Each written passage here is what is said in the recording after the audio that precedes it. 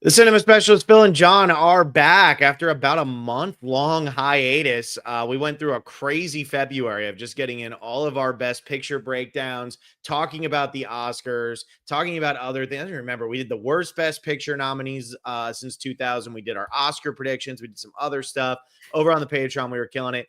And then we just vanished off the face of the earth. And here we are. We are back with March Movie Madness, which we did last year, which you haven't checked it out. We did an Adam Sandler bracket. We did a bracket of the 16 most popular movies on Letterboxd. And then we sat down and we did the 90s sports nostalgia bracket, which was 90s movies, obviously based on sports. It was like Air Bud and Angels in the Outfield and all of that stuff.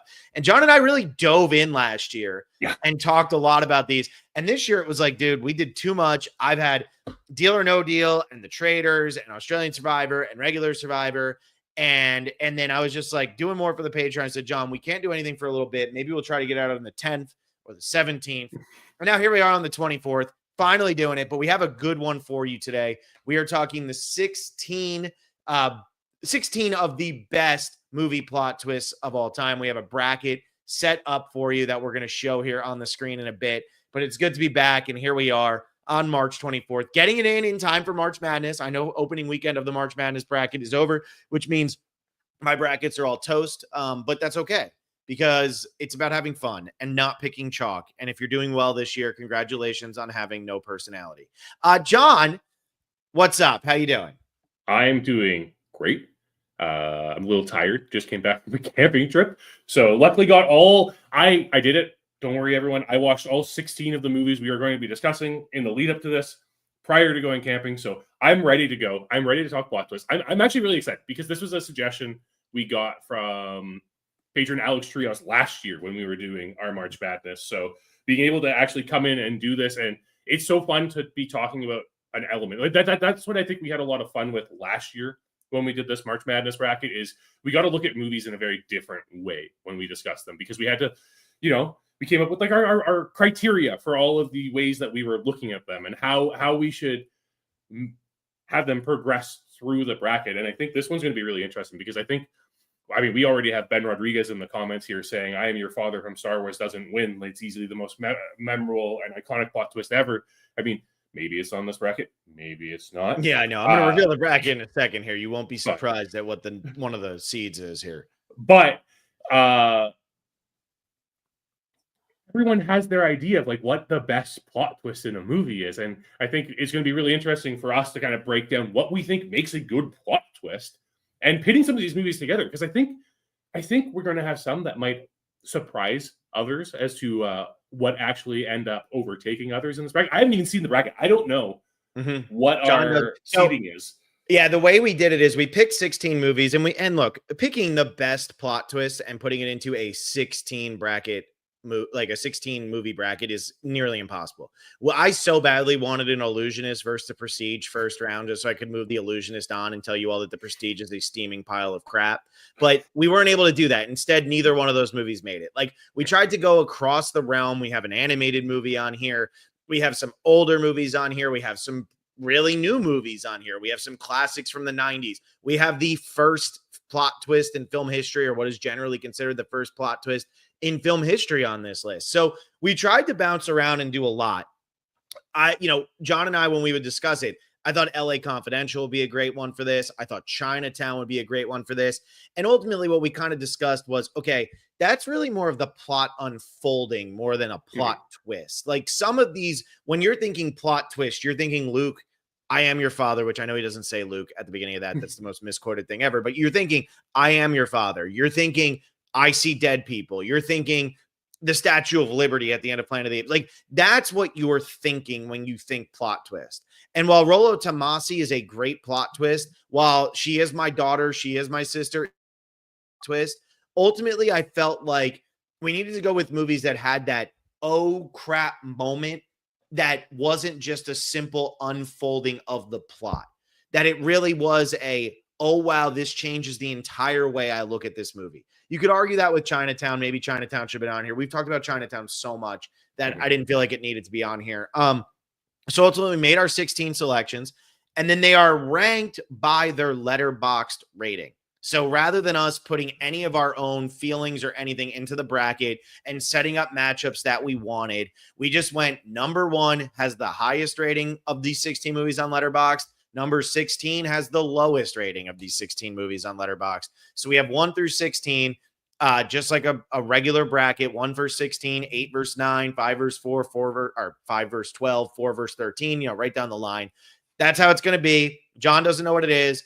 We know the movies. We're going to throw them up here. I'm going to show you guys the matchups. I will say this. We're 5 minutes and 30 seconds in. If you haven't seen these movies, if you don't want to be spoiled on these movies, there's nothing we can do. So that is, you have been warned that spoilers abound on this podcast. If you join late, the name of this podcast is Best Movie Plot Twist Bracket. That means we are going to be talking about the twists of the movie. If you are unfamiliar with these and you don't want to be spoiled, do not listen to this podcast. For one of them, do not read AFI's top 100 quotes. Okay. Yeah. I guess there's 2 of them. But really, for one of them, if you don't want the entire movie to be ruined, don't read AFI's top 100 quotes. So here we go. I'm going to throw the bracket up and we're going to dive into this. You've been warned. There will be spoilers. We are talking firmly about all of the plot twists in this. So here we go. And yes, this is in Google Sheets. I'm a child. I don't do anything fancy. It barely fits the screen. I don't care. It was easy to make. That's what we're doing. The 1 seed is Parasite. It is taking on the 16 seed Soylent Green.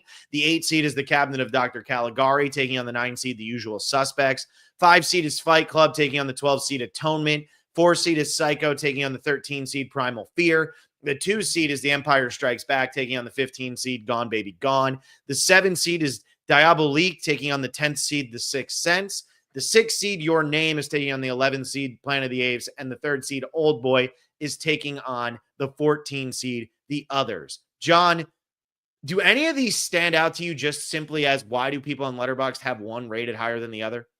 A few. I'm kind of surprised by a few here. I'm surprised that Diabolique's higher than The Sixth Sense, I guess. But I guess that's probably just like people on Letterboxd being those cinephiles and stuff. Same goes for the Cabinet of Dr. Caligari and The Usual Suspects. Your Name and Planet of the Apes going up against each other in the first round is very interesting. Poor John. That's all I'm going to say. Poor John. But I especially with Your Name being the higher seed in that, I definitely expected Your Name to be one of the lower seeds, but I guess it is a very popular movie. This should be really interesting. And I coming into this, I didn't even know which of these 16 would be like my front runner, in all honesty, because we still kind of have to establish our criteria of what we are going to be looking at these plot twists with. I mean, I think for me, and I'm typing out some of them here so that we can talk. But for me, when I talk about, what's the best plot twists, I think there's a couple of things that need to go into it. I'm going to pull this down for a sec so we can just talk. I think there's a couple of things that need to go in. I think iconic is necessary. I do think that's necessary. And I think for the new ones that we picked, Parasite is definitely an iconic one, and we'll talk about that. Your Name, I think it's niche, but I do think at this point, the people who love that movie love it so much for the twist, so we'll talk about that as well. But like Usual Suspects is iconic. Most of these are iconic. Again, with Soylent Green, some of you might be sitting here going, what the hell is Soylent Green? Well, we're going to tell you in a couple minutes. Yeah. And 4 words are spoken in that movie that make the AFI top 100 quotes list and totally ruin the entire movie. So, proceed with caution. We'll just say that. But I think it has to be iconic. I also think it has to be something that genuinely surprises you. Now, I know that some of these movies, especially John, I had to argue with him about The Usual Suspects when we did our top 100 movies. Some of these movies at this point, they've been hyped up as the twist movie.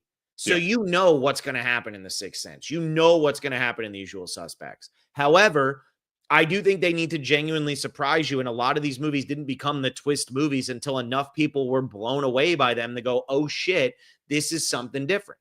So that's my criteria. Those are like my 2 main points of criteria. And my number 3 is it has to be something that changes the way you view the entire movie that came before it, but it can't be so out of left field that you go, oh, wait, what? Like, it has to be something that changes the way you perceived things, but still totally makes sense. And that's where a movie like The Illusionist, I truly wish I could have gotten it on here. because The Illusionist, I think, has one of the best twist endings in film history. I think it is so brilliantly executed, and it puts The Prestige to shame, but the Nolan fanboys just can't help themselves, and for some reason jumped all over The Prestige, which might be the most overrated movie of all time. And The Illusionist gets forgotten, even though it's damn good. So here we are. John, what do you think about that criteria?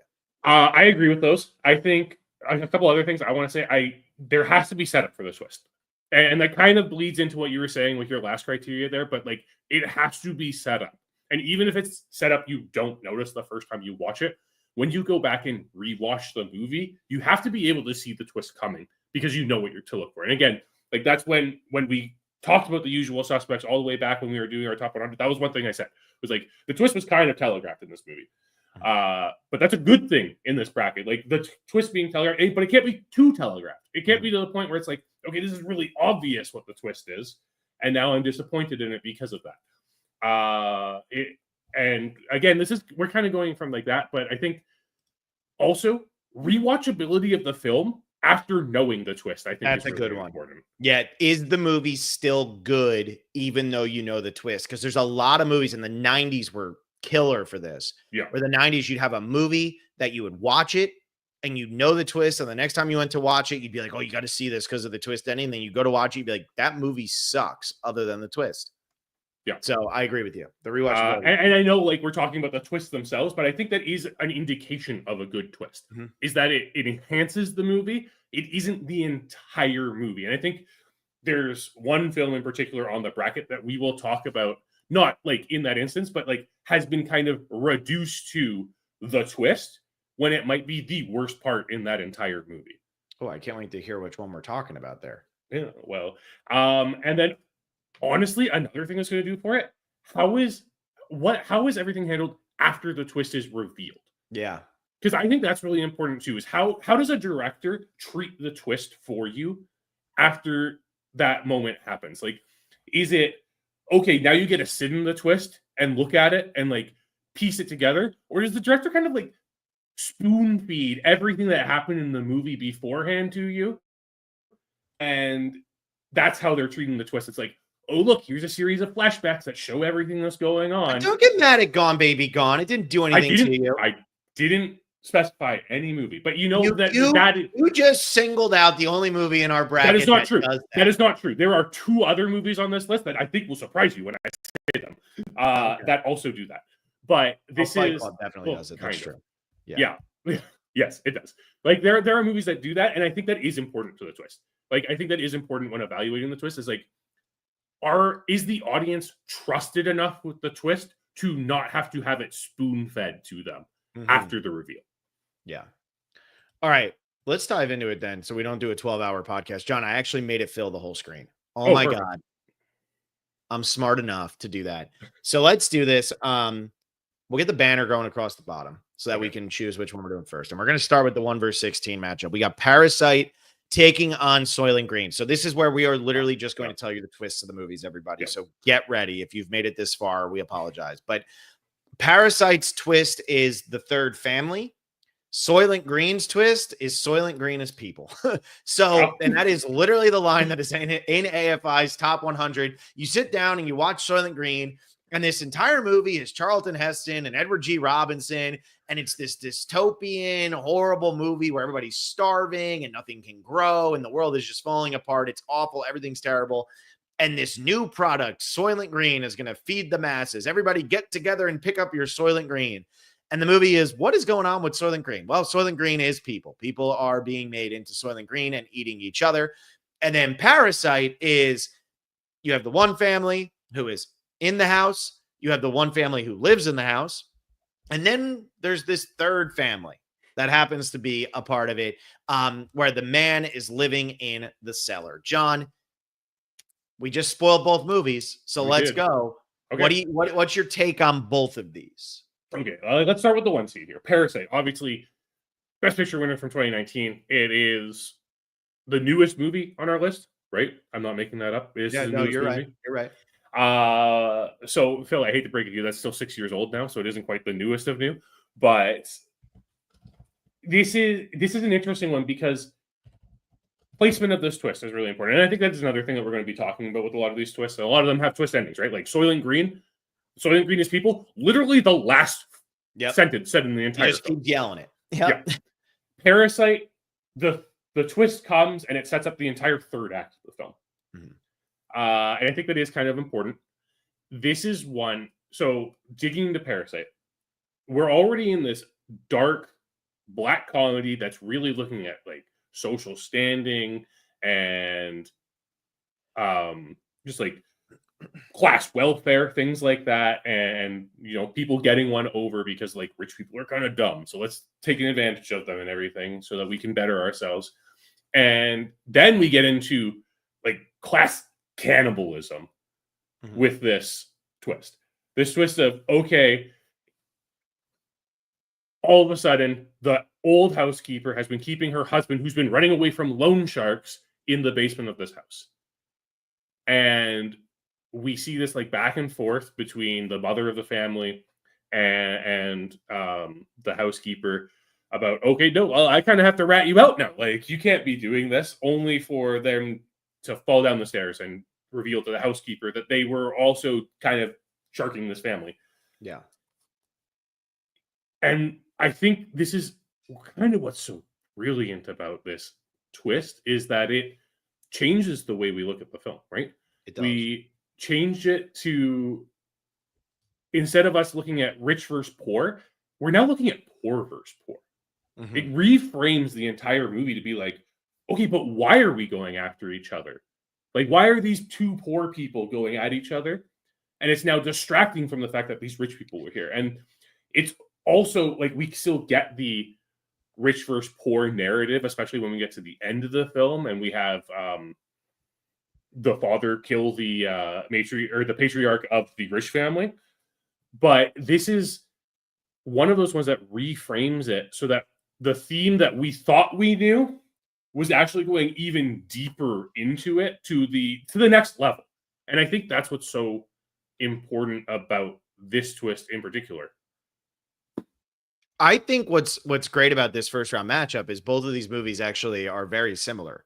Yes. They're very similar in the fact of rich versus poor, and how rich oftentimes stays rich by making poor fight poor. Rather, you know, poor is too busy worrying about each other to actually realize that the rich are the issue there. And so the one thing when we dive into some of this criteria, I think iconic, I think at this point, Parasites is Parasites is iconic, even though it's only 6 years old. And Soylent Green is people is literally one of the most iconic lines in film history.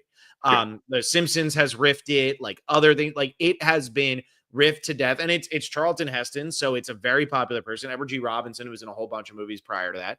I think it absolutely hits that. I think the one area where Parasite wipes the floor with Soylent Green, though, is the fact of the setup for the twist. Oh, she eats like there's two. That's the one that always sticks out to me.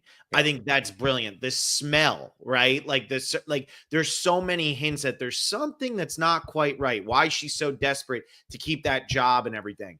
And so Soylent Green does it a little bit with the garbage trucks and certain things like that, because you realize how dismissive they are just of human beings. And so it doesn't matter. But I think Parasite really does get a nod in the setup of the twist. So I agree to an extent. Obviously, we do have the she eats for two, but it's almost unwritten by the fact that she says she purchases all the food herself later on. So it's like, okay, we hinted at it, but we're kind of backtracking on it a little bit here. Soylent Green, I think, sets it up because the entire purpose, like the first thing we see in that movie is them talking about, it's an advertisement for Soylent Green. Soylent Green, Tuesday is Soylent Green Day, and Soylent Green is this new algae superfood that's going to feed everyone and keep the protein going and stuff. But then we get, the murder that happens in that movie, and then that Charlton Heston's detective is investigating, and he finds these old books that, when we're not sure what's contained in them. Yeah. We're not sure what's in them. And they're oceanography books. And it turns out that they say, algae's dead. There is no algae. And the setup is, the one character, Thal, the character played by, what's his name? That you keep saying. Edward G. Robinson. Edward G. Robinson goes to the library and like shares this. They look at it, they decipher it, and like figures it out, and then he goes to euthanize himself. Yeah. So I think Soylent Green has incredible setup, and That's a good point. holds the tension so long because we don't get there. I watched this with someone who had never heard the phrase Soylent Green is people before, which I don't know how. This is a major sci-fi fan. Major sci-fi fan had never heard this line before. The moment that after the euthanization that Charlton Heston jumps in the garbage truck, he pieced it together. Mm-hmm. And he was like, oh my God, because this is devastating. Because the world, we're so focused in Soylent Green on just like how terrible everything is. We're not the murder really mystery. And the murder mystery. Yeah. That we're not really paying attention to the fact that like what is Soylent Green is even being asked, which I agree isn't great setup for this twist. However, when that realization comes there, this is a world-shattering twist. It is. I mean, it is a Usual Suspects level last line of, oh God, you just pulled the wool over on my eyes the entire time. Yeah. I think that Soylent Green being a film noir is something that it really doesn't ever get credit for. Mm-hmm. People kind of overlook the fact that it is a noir and that it really is about Charlton Heston's detective trying to solve a crime. And Soylent Green just happens to be at the center of that crime. I think that is really brilliant too, and something that's not talked about enough. And John and I are actually going to be talking about Soylent Green on the April 1st $5 Tuesday for our patrons. So we'll dive into that movie even more thoroughly. I hadn't seen this movie since high school, and I was like, damn, this movie is so much better than I remember. Because when you know the twist and you sit down and watch the movie for the first time, you're like, okay, like what? But then when you rewatch it, you're like, wow, this movie is really, really, really well made. So I do agree with what you're saying there. I do ultimately think that Parasite has to advance here. I think that Soylent Green as people is an iconic, massive line. Mm-hmm. And it is. But I do think that at the end of the day, when you start to look at some of the other twist endings that we have in here, I think it's one of the less insane, less iconic when you start to look at I See Dead People, when you start to look at the Usual Suspects, when you start to look at Planet of the Apes, I mean, that's the poster now, when you start to look at the others, I think that Soylent Green as people is massively iconic because it was from the 70s. So it's had more time to grow. But I do think that other twist endings have topped it. And I don't know if we want to, I mean, maybe we do, maybe we just want to dive into screw Parasite. It happened too early. Let's just dive into the twist endings. I don't think so, because I think a twist placement is important to the narrative it's delivering. And I think the one thing that Soylent Green has going against it is ultimately through the entire narrative of the film, Soylent Green as people doesn't have that big of an impact. It doesn't. Exactly. And this is one of those movies that I kind of talked about in the preamble, where there are movies that have been reduced to their twist. Mm-hmm. This is one of them. There's another one we're going to talk about a little later. This one doesn't deserve to be at all. No. And I don't think the other one does either. I think the twists are the weakest parts in these movies. I think it's interesting. It does kind of blow you away when it happens at the end. But this movie is so much more than its twist. And again, like we're covering on the Patreon next week, so we will deep dive it there and how phenomenally made this film actually is. But this is... I mean, no question. I think if we're talking about iconic, which was one of your criteria, Phil, this is the more iconic twist than Parasite's twist. I think just because of length. I think that 5 years from now, I think Parasite's twist will be more iconic. I think most people have... I would bet you most people don't know what the hell Soylent Green is. I agree. I bet there are a lot of people listening to us who have never heard the phrase Soylent Green before. Yeah. That being said, like Parasite... This is again, it shifts the entire theme of the film. It changes who the enemy of the film is, and it leads into a third act where we are dissecting not only all of this idea of wealth conflict within different social classes and things like that. It's that internal social class that ultimately is what the film is trying to talk about. Yeah, it is the fact that what is Parasite? The name of the film. Who's being parasitic in this? Obviously, it's the one family as they take over this other family and gain their wealth. but it's also it's Parasite. It has to be, in order for something to be a parasite, it has to be detrimental to it. It has to kill something. And where is that parasitic relationship? It's within the same within the same social class, right? Like that's where the parasitic is. That's what we're supposed to be investigating. It's not the, oh man, let's get one over on the rich people in this movie. It's the, why do we always feel like, why does everyone who isn't the rich feel the need to prevent other people from just living? Yeah. And I think that is ultimately why it is the better of these two twists. Yeah. All right, so we're going to move on. Parasite, there it is. That's the 1 seed. We're going to move on to our next matchup, which is the 8 seed, the Cabinet of Dr. Caligari, taking on the 9 seed, The Usual Suspects. And so we have a comment here from St. Cliffo that said, just join, not sure if it's addressed, but Usual Suspects is a 9 seed. Well, The Usual Suspects, this is based on Letterboxd rating. So right now, Letterboxd gives The Usual Suspects the 9th highest rating out of these 16 movies. Again, if you're joining now, if you're joining late, we are spoiling what these twists are. So if you don't want that, that is your warning. I will take the view. But, if you don't want it, here comes spoilers. So we're going to talk Cabinet of Dr. Caligari and The Usual Suspects. The Cabinet of Dr. Caligari is often considered the first twist ending in film history. The movie came out in 1920. The movie is about a somnambulist who goes around and pretty much has his guy Caesar, the man who has been hypnotized and is a sleepwalker. He is going around and he is terrorizing this town and murdering people within the town. And it's being told from the point of view of a man who is sitting in a park, and it's a bookended movie. What ends up being revealed at the end of the movie, the twist, what makes it the first twist ending, is that the guy who is telling the story is actually in an insane asylum.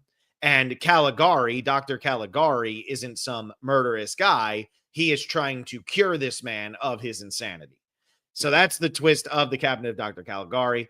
The Usual Suspects is the Kaiser Soze twist, where the entire movie you're trying to figure out who is Kaiser Soze. And it turns out that Kaiser Soze is Verbal Kint, who has been sitting there the entire movie telling us the story right in front of all of telling Chaz Palminteri the entire thing.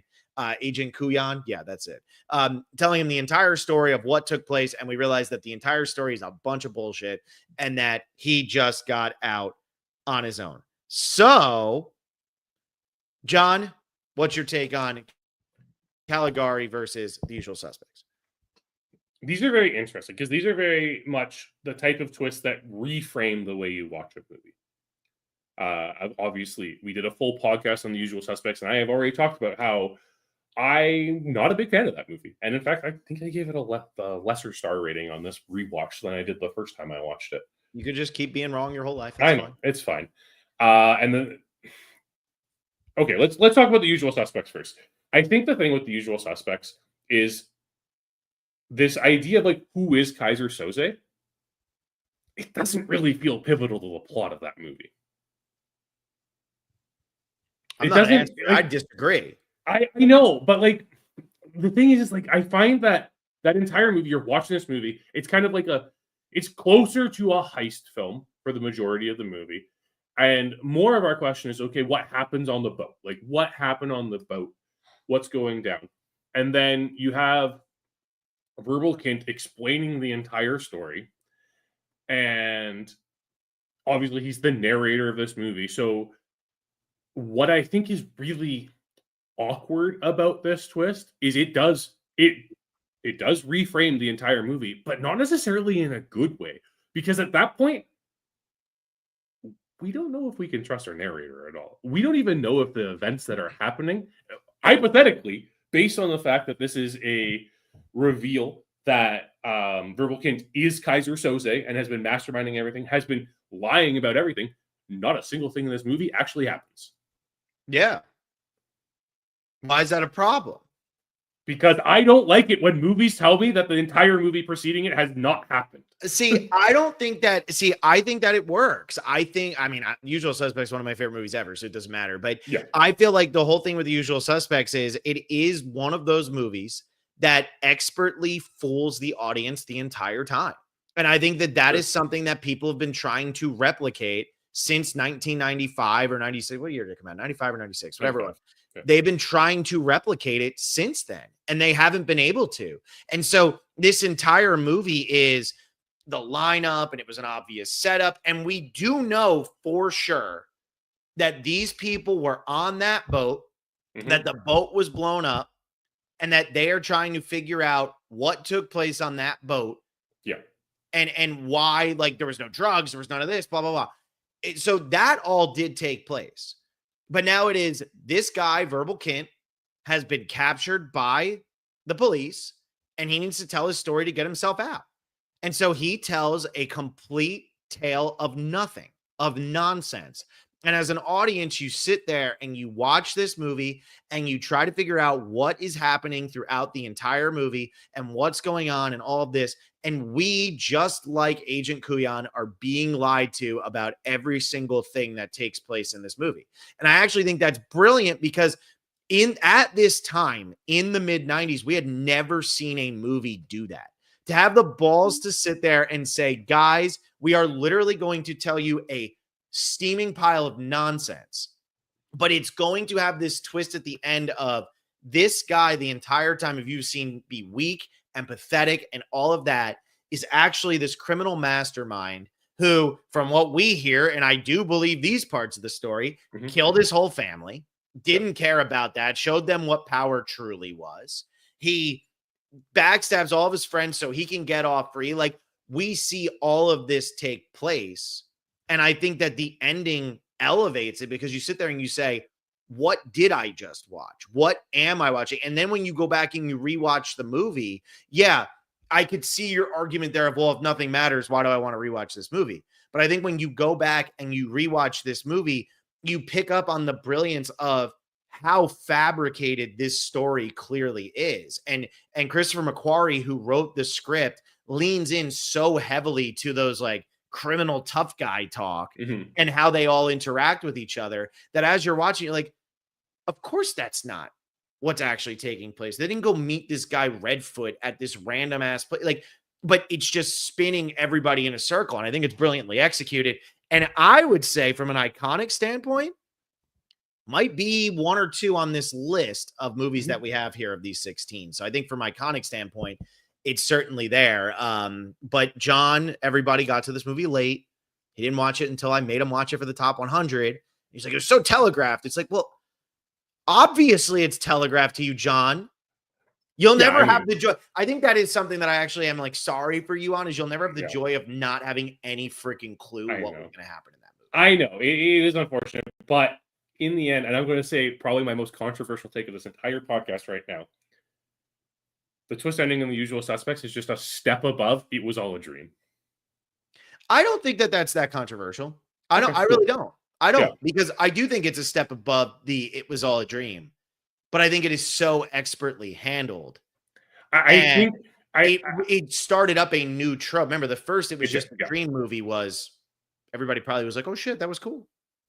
Yeah, I think like the big thing is the way that the twist is executed with the investigation, like clarifying some of the information, right? Like pretty much anything we know, anything that we get a flash to in the reveal of the twist was made up, right? The Kobayashi of it all that aspect, the things that we guarantee happened. We know there was a lineup. We know all these people were in the same room together.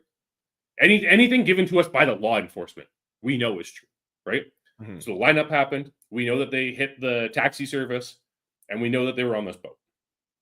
It's just the details in between. The problem, like, again, my issue with it is I never find myself asking who Kaiser Soze is. And maybe that is because I knew who he was the entire time. But even like on a rewatch, and I really tried to like this movie more this time. I really wanted to come in here and tell you I like The Usual Suspects more on a second watch. But it just like, it never, I think it's the framing of Kaiser Soze, which again, there is brilliance to it because we see Verbal Kint's lack of, like, it's his hubris, right? Like it's his ego in the telling of the Kaiser Soze story within the story. as he's the one being told about Kaiser Soze. Yeah, that's some really well constructed writing that gets us to that point. But I don't know. But I will agree with you. This is probably one of the most iconic twists on this entire list. It arguably is the reason why we got so many movies with twist endings It is. after it came out. Because it was so successful, and it was like, well, I mean, I don't think you get the Sixth Sense if this doesn't exist. Probably not. And I do think that is something we need to take into consideration. One of the criteria I gave was like the reveal of the twist and like how important that is. Not a fan of it's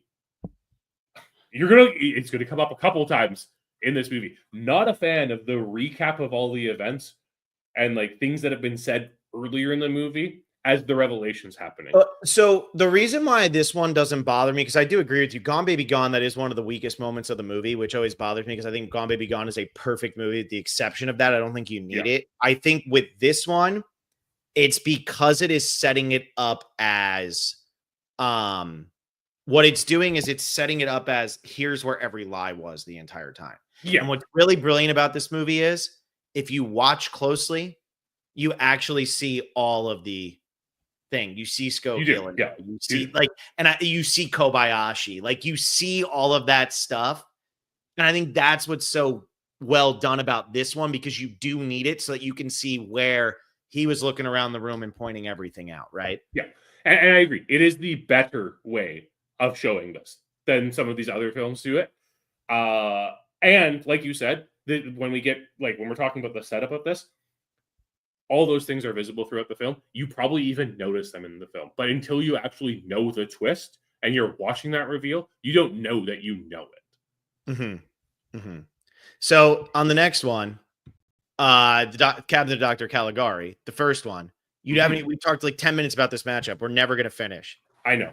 The thing with the Cabinet of Dr. Caligari is it comes off as this basic like horror movie in a time when horror movies didn't really exist, right? We're dealing with this man who is controlling someone else to murder people. It's all in its 1920s glory.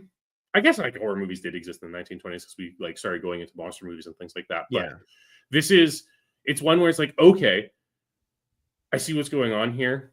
I see what's happening. This one, I think, has the worst setup of any of the twists out of any of the movies we're talking about. And to be fair, it's also the first twist. It's because it was 1920. Like it's not their fault. I agree with you. It's a great twist ending. It's really well done. It's fun. It's exciting. It's something people had never seen before, but they're telling the story and it just comes in. It just is there. Right? Well, and I already mentioned it, right? If The Usual Suspects is just above the "it's all a dream" twist, the Cabinet of Dr. Caligari is literally "it was all a dream" twist. Yeah, it is literally. I mean, it's like, is it a dream or is it just like another like crazy, right? It's the same level, I would say. It is essentially the same thing. It's like it's the oh wait, you're in a mental hospital. Yeah, and your fear of Dr. Caligari comes from the fact that he is trying to cure you and you're a little scared to not be you anymore. Yeah, exactly. So, okay. So we're moving The Usual Suspects on. I think it was a very easy win for The Usual Suspects. Cool. All right, we'll go to the 5-12. Fight Club versus Atonement. So Fight Club's twist is that Edward Norton and Brad Pitt are the same person. He's been creating this entire thing in his head. And Atonement's twist is these two actually never reunite at all. It is part of her book, and that is it. And they actually both died during the war and never reunited. But because she took that from them, she wants to atone for what she did to them. And that's why she ultimately elects to write this book. John, this might be the toughest matchup we have in the first round, Fight Club versus Atonement. I think it is. I think this is because I think one of these is much more iconic. And I think that's just because of the timing it came out. I think one of these, the twist fits the theme a lot more. And that's what's interesting. So this is a really tough one. Both movies we've talked about in our top 100. So we've dissected both of them quite well. Let's start with Atonement, Phil, because this God, this movie hits so hard. And what it's really focusing on is this idea of narrative and how I'm pretty sure I put it in my review this time. Children suck because they don't know what's going on. And they fill in the gaps and they fill in the story. And the fact that this is a whole story that Bryony's telling later on. And that's where the film title comes from, this idea of atonement, of atoning for this essentially sin she did, of like accusing why can't I remember James McAvoy's character's name? Robbie, accusing Robbie of rape and sentencing him literally to his death. Mm-hmm. Right? And that she's atoning for that all these years later. This is, again, one of those movies where at the end of it, when the twist is revealed, we're told we're lied to, but we're not told how much we're lied about. Yeah. And that's what's really interesting about it, because hypothetically, all that we really are lied about is the moment where Bryony goes and visits. Well, I can't remember the name of any of the characters in this movie. Her name is what? Cecilia? Cecilia, yes. Dude, I'm remembering these names. I haven't seen this movie in a while now. So when she goes and visits Cecilia and Robbie's there, that could be the only moment that we are lied about in this entire movie. But where Atonement really succeeds is the setup for this twist. Because we are told immediately that there are two sides to things that we are seeing. Yeah. Because we get Bryony's account of things, and then we get this is what actually happened. And that setup is spectacular. It is one of the best twist setups because you don't even realize it's set up the first time you watch this movie. Mm-hmm. When I rewatched this movie, I texted you. It was like this narrative that they gave us at the very beginning of Bryony being an unreliable narrator who has given us this false idea of what the truth is, and then us being shown the truth is so incredible because it literally tells you this is the twist without you even realizing it's the twist. Yeah. I think that Atonement is interesting too, because it's got the child point of view, which is something that a lot of these don't have. And because it has that inexperienced point of view, it literally just has it, what do you call it? Like when it's done this way, it literally just has it as a misunderstanding that leads to these absolutely insane repercussions for everybody. Yeah. And when you find out the twist is that there is no happily ever after, that they actually just suffer forever. It's devastating and it's brutal. And I think when you go to Fight Clubs is definitely the cooler twist, right? Fight Clubs is definitely the one of like, oh shit, like that's the one that's iconic at this point. Everybody knows Fight Club. Fight Club's the more popular movie for sure. But is it the better twist? When you really sit down and you think about Fight Club, I think, where did you have Fight Club on your top 100? Is it still on your top 100? Low. It's not on my top 100 anymore. It's not on your top 100 anymore. And that's a movie that's not on my top 100 either. When you think about Fight Club, you say to yourself, okay, well, how did they pull off all of this? Like when you really start to think about the movie, were all of the scenes possible? Where with Atonement, it is. But then Atonement almost runs into the problem that you had with the last matchup, which is, how far is Atonement really from it was just a dream or it was a made up story? It's not far off of that, but at least she's reading, at least it's a novel, right? Yeah. And there's the explanation as to why it's happening, right? It's the fact that it is the central theme of the movie and literally the title of the movie that I think makes Atonement a little more forgivable when it comes to the lying to us. Because it is her it's her saying, I need to change this past because I ruined it. And she has to atone for it. With Fight Club, and this is a very interesting thing that I think is so weird to talk about. Fight Club's setup for the Tyler Durden reveal is interesting. It's there. You see it. You see the fact that there's no one who ever interacts with both of them at the same time. The first time we're introduced to Tyler Durden, right? We have the exact same briefcase. There's the payphone that clearly states no incoming calls on it. Yeah. Right? But there's also the visual spoiler that David Fincher gives in this movie. There's two scenes early on in the movie where it flashes Tyler Durden in the background. Hot take. No, it's not a hot take. But this is something that someone's not going to think about. This is ruined since the innovation of Blu-ray because it is too visible. Interesting.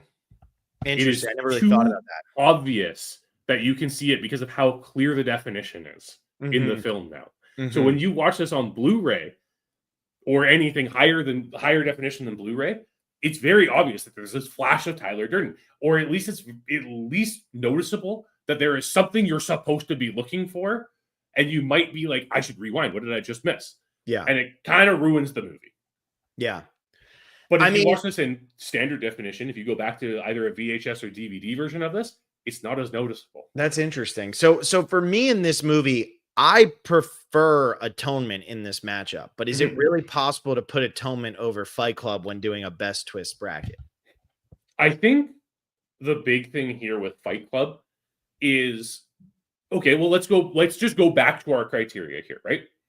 So Fight Club does in fact change the way we see the entire film. I don't think Atonement does. Right? Atonement doesn't completely change it. Atonement changes like the 5 minutes preceding the reveal. I think Atonement works more thematically. I think Fight Club's is so integral. Also, if we look at the timing of them, right? Atonement happens at the very end of the film. It's the last scene of the film. It's a reveal. We don't revisit anything. We're just told, hey, this is what actually happened. With Fight Club, it sets up the third act. And the third act is so important in that movie because it is a man struggling with the fact that he has two different identities and he has to figure out which one's going to be the dominant one. And it has a world where the one man is this like, or the one version, like Tyler Durden is everything he aspires to be. And the narrator is just himself. Yeah. Yeah. And I think what's really interesting about this one too is both are based on books. Yeah, and we're actually reading Atonement soon, John. We are. Both are based on novels. Fight Club changes the ending of the novel. No, Fight Club, it's still the same. Well, it doesn't have the epilogue that the novel has. Which epilogue of the "You met me at a weird time in my life"? Is that what you're talking about? That doesn't happen in the novel. Yeah, In the novel, he shoots himself and then he wakes up in the hospital, and it seems like Project Mayhem's still going ahead. Yeah. But there's not but you're not sure if the narrator's dead or alive at that point either. I haven't read that book since high school. I think I read that in high school. Yeah, a long time. I haven't either. But yeah. Whereas like the movie sets us into this more definitive ending where it's like, no, you've met me at a real weird time in my life. Yeah. And then gives us like, he's more iconic, right? I think the thing with Fight Club is when we get to that third act and we see the interactions between the narrator and Tyler Durden, it doesn't shy away from the fact that you know the twist now. Yeah. Right? It has like that literal line of, you're shooting your imaginary friend in front of a bunch of explosives. Right? It doesn't shy away from what the twist is. It doesn't. It is part of the identity. And yes, thematically, it isn't as strong as Atonement. Because what's our major themes of Fight Club? It's this idea of like toxic masculinity and like societal pressures to be this like perfect male and what it can drive people to and things like that, and consumerism and all of that, right? The twist doesn't really tie us into that much. Yeah, I mean, Atonement's twist definitely ties us in, I feel like, more to, the regret and the, how do you make up for mistakes that you made that have impacted others and blah, blah, blah. I mean, that twist, like she says in the movie, I gave them the happy ending they never got, but that they deserved. For me, Atonement's is a better twist, but I feel like Fight Club needs to move on. I think Fight Club is just the better twist in general. Yeah, it's just the bigger one. I mean, and Atonement's is still really, Atonement's is epic. When the first time you see Atonement's twist, it is like the most devastating thing in the world. It breaks your heart. You cry a bit. But I think the thing with Fight Club, I think the iconic is one of the big things that pushes Fight Club over the edge. Fight Club does do that thing that I said I don't really like about a twist, where it flashes you back to other parts of the movie. But it's kind of reframing how ridiculous it looks. It's not saying, hey, here's these things that you missed. It's hey, look how dumb this guy looks talking to himself. Yeah. All right. So we move Fight Club on. Let's jump on to the next one. This is the easiest one, right? Psycho, 4 seed, taking on the 13 seed Primal Fear. We included Primal Fear in here. Primal Fear was one of our Patreon podcasts. Primal Fear is a movie with Richard Gere, Edward Norton's first movie, actually. So here's Edward Norton coming up a second time in back-to-back matchups.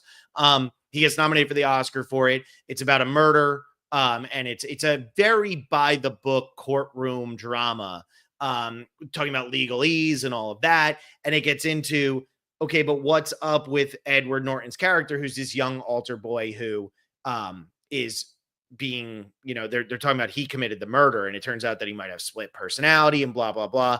And the big twist in this one, again, if you're joining late, spoilers abound. The big twist in this one is that he's been faking it the entire time, and that he got the insanity plea, even though he's not insane. He's just a murderer who's a bad person. So all that. And then we have Psycho, which I think has probably two of the biggest plot twists, probably the biggest plot twist in film history, which is Janet Leigh getting stabbed in the shower. I mean, the shower scene is the most iconic, I think, in the history of film. And then it also, though, has the twist of Norman Bates is his mother. So we have two twists in Psycho taking on the one twist of Primal Fear. Primal Fear is one of those 90s movies, again, that we were talking about with like The Usual Suspects. Yeah. The Usual Suspects came out the year before, I believe, Primal Fear, if I'm not mistaken. It came out the year before Primal Fear. And so Primal Fear was definitely living off of what The Usual Suspects did. John, make your case for both movies, but maybe not to the extent of The Usual Suspects and Fight Club and all that. Okay. Well, Primal Fear, I think this is another movie that's been reduced to its twist. Mm-hmm. And in this case, I think people like this movie a lot more because of the twist. I think the twist might actually be the strongest part of this movie. And the strongest part of this movie is absolutely Edward Norton's performance. Yeah. The only memorable part of this movie is the twist. It's a very by the numbers courtroom procedural, like you said. And I just don't know how I feel. Like, the setup for this twist doesn't really feel like... I think it almost fails on every single criteria we have for a plot twist. Because of the setup? I feel like the setup is there, though, because we get the part where he, like, loses his mind. Yeah, there's a little bit of setup with, like, the camera. And as soon as the camera switches off, he switches personalities and everything like that. But in the end, like, it almost feels like the reveal that Roy is actually real and Aaron isn't doesn't really feel like it's getting there, because it feels like this almost feels like we as an audience are being lied to the entire time, because we're supposed to feel sympathy for Aaron, and it's like, no, I'm just tricking you. Mm-hmm. And again, that is exactly what's happening in the film, but does it land is the thing. I don't think the setup is as intentional as it is in other movies. Granted, one of the twists in Psycho also not set up very well. So which one's that? Oh, Janet Leigh dying right away, or in the middle. I mean, that's not set up really well, but that's just because that was just shocking. Yeah, of course, and which is why it's obviously iconic. This movie doesn't do anything after the twist is revealed. It's just like, there's the twist. Now the movie's over. Mm-hmm. Mm-hmm. The timing, it's the very end. Yep. It is definitely a twist ending, that's for sure. Is. But I don't think it really contextualizes anything in the film preceding it either. Mm-hmm. It doesn't change. I mean, it changes the way that you perceive this character and everything, and it gets into, like, this is the hotshot lawyer and blah, blah, blah. But yeah, I do agree. I mean, Psycho literally changed everything. This is an easy one. And since we're already at almost an hour and we've only done half of the first round, Psycho's moving on. But if you haven't checked out Primal Fear, and if you want to hear us talk about it, it's worth watching. I really do believe that. I didn't even change the banner. Hold on. Yeah. I got to change the banner at least for a second, right? Yeah. Got to get that in. Hold on, everybody. Don't worry. All right. Now those who are watching, there it is. We got it in. But yeah, there's no way. There's no way. And when we're talking about Psycho twists, I think the more important twist here is the Norman Bates. Like, Norma Bates is dead. Norman Bates is Norma Bates is really important. Yeah. I think that is set up really well, because we never see Norma. We only see her as silhouettes. We don't really know what's going on. We have the, like, weird ways that Norman talks about his mother throughout the film. And I mean, obviously you have the Norma Bates is dead and buried in the cemetery line, Yeah. which Green Long precedes the Cemetery. reveal. I will say the weakest part of Psycho's twist is what happens after the twist is revealed. Because there is that really stupid monologue that happens towards the end of the movie where they explain what's going on with Norman. And it's the weakest part of the entire movie. See, I like that monologue at the end. You complained about that when I have this movie ranked as like 12 or 13. I have it very high in mine as well. I think that's, I mean, yeah, the weakest part of the movie, but that's like being the smallest muscle on a bodybuilder. I know. What do you want from me? All right, we're moving Psycho on. We're jumping to the other side. Yeah. I mean, this is easy. All right, so we are jumping to the 2 versus 15 matchup, The Empire Strikes Back versus Gone Baby Gone. John, I really so badly wanted to move Gone Baby Gone on from the first round and be like, everybody go watch this movie. Gone Baby Gone is so worth your time. It is seriously one of the best plotted mystery crime movies of the 2000s. It is super underrated. Ben Affleck's directorial debut, all of that. But it's facing The Empire Strikes Back, which has I Am Your Father, which I really do think it's such a shame, in my opinion, what Star Wars has become, because that moment in The Empire Strikes Back, if the original trilogy was all we had of Star Wars, would probably be like a top 5 moment in film history. But they've just made Darth Vader and Anakin Skywalker and now like the whole Star Wars universe, in my opinion, so weak and pointless and mundane and whatever that I'm just like, it ruins it a little bit for me. But if you just look at the grand scheme of things, how does Empire Strike Back not beat Gone Baby Gone? Well, Phil, let me tell you, because I think this is a very interesting thing. Empire Strikes Back is unique to any other twist we have in any of these other movies in this bracket, because it is a twist that happens at the very end of the second film in a film trilogy.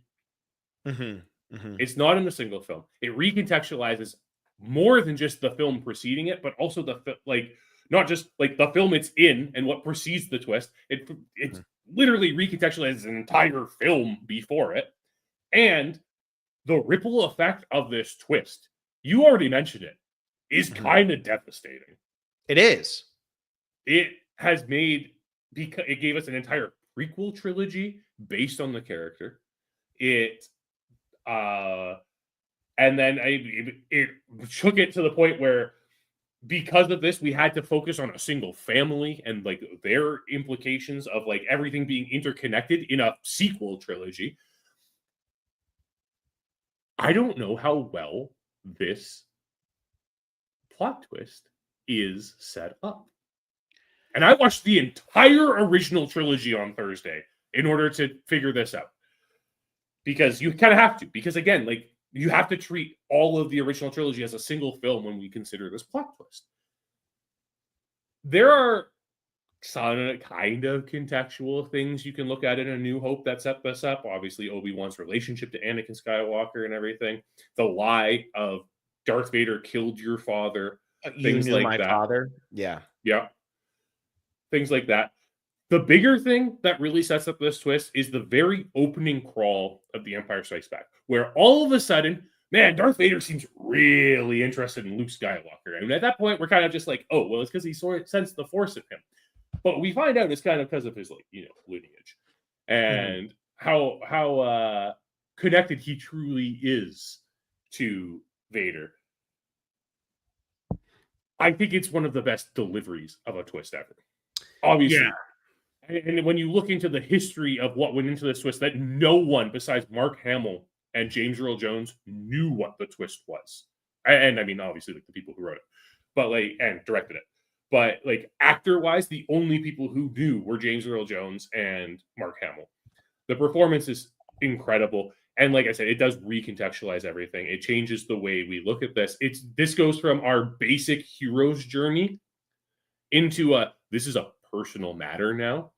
And Luke isn't just becoming this, hero to save the galaxy anymore. Now there's actually a question of what's Luke going to do when we get to Return of the Jedi.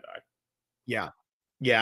But here's my thing, does this twist actually elevate what comes after it or no?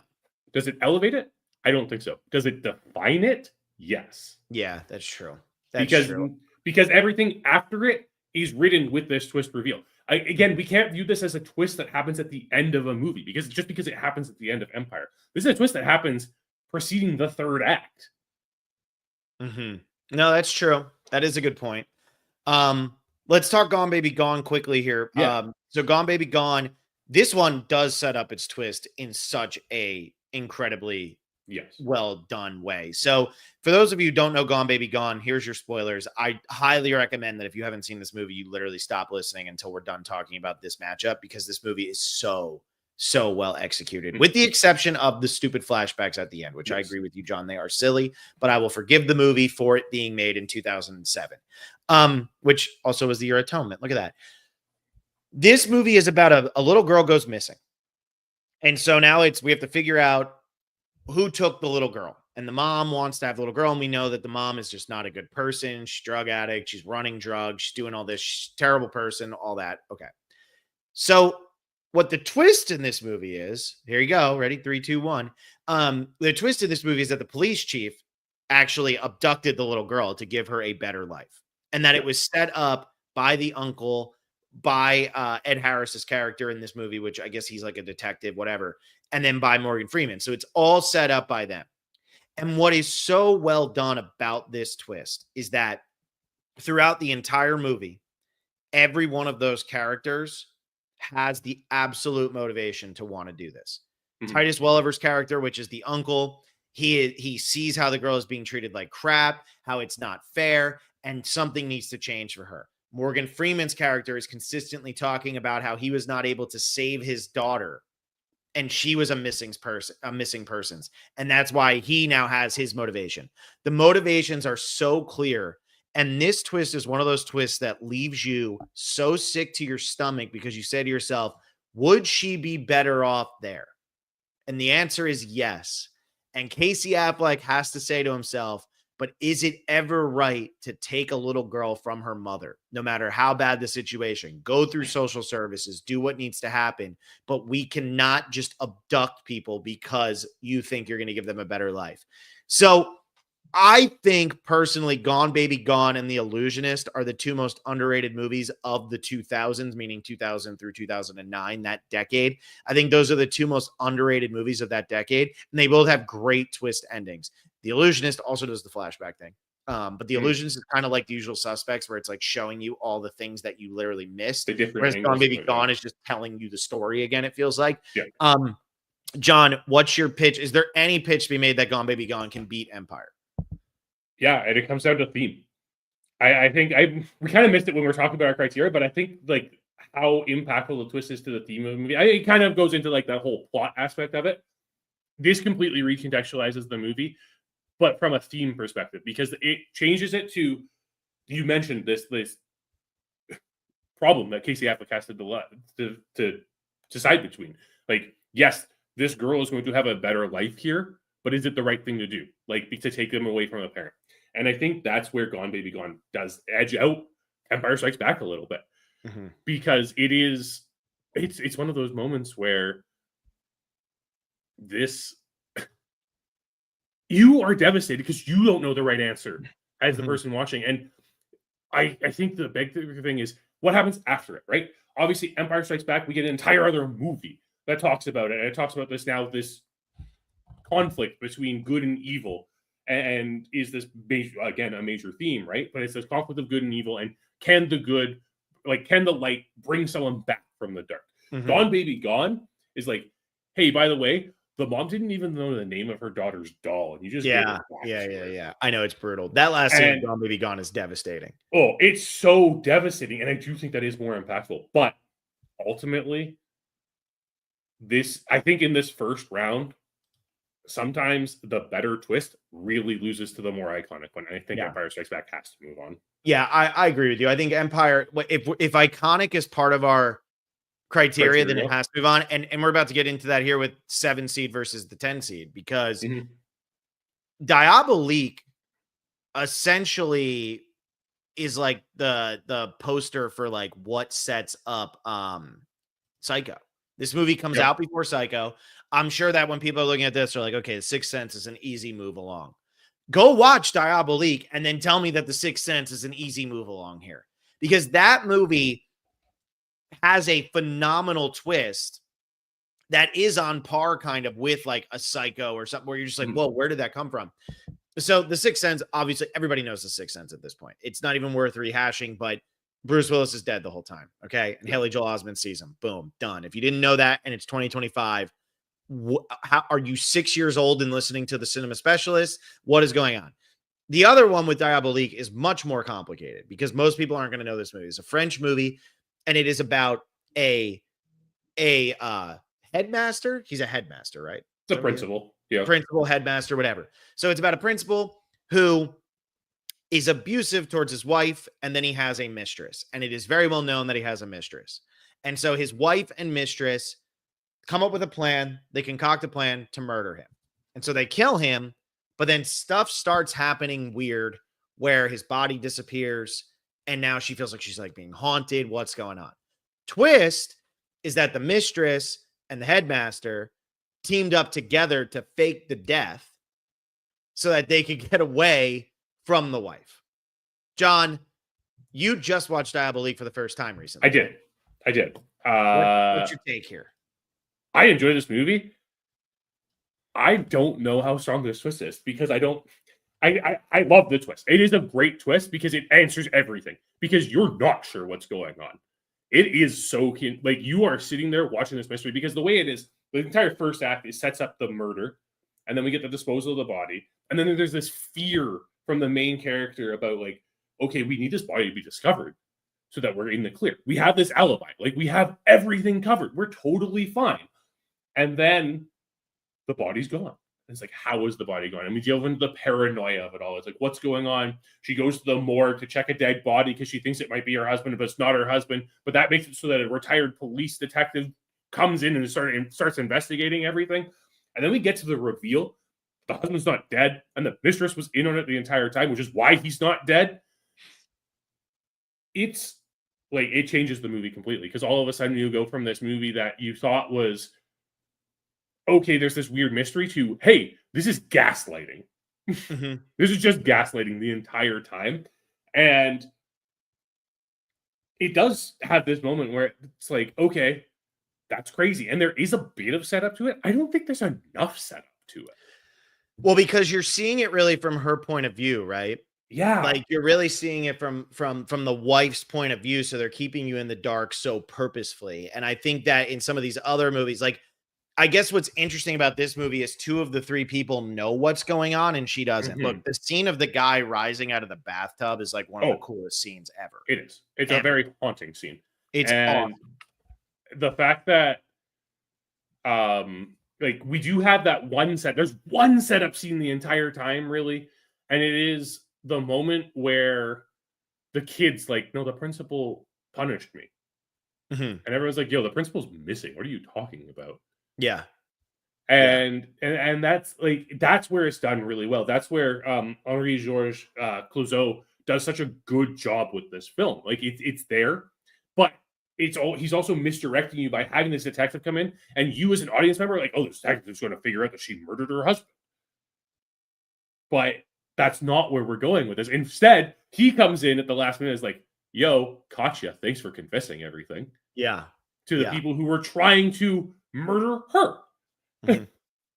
I love Diabolique, man. I think it is film. So well done. I think it's such a fun movie. I think it's so like so moody. It somehow managed to have like an Ingmar Bergman kind of tone to it for some of it, where you're just it's so dark and brooding, and like I just love it. I love it. I think Clouzot, I've kind of raved about him in passing before because he also directs The Wages of Fear. I think he knows how to deal with suspense better than any director ever. Yeah. He just knows how to do it, and the tension builds in this film the entire time, and you're not sure where it's going to go. Mm-hmm. Then this twist happens. Everything makes sense, except for a couple of things, because essentially when the twist is revealed, he takes like these contacts out that made it look like his eyes were rolled up.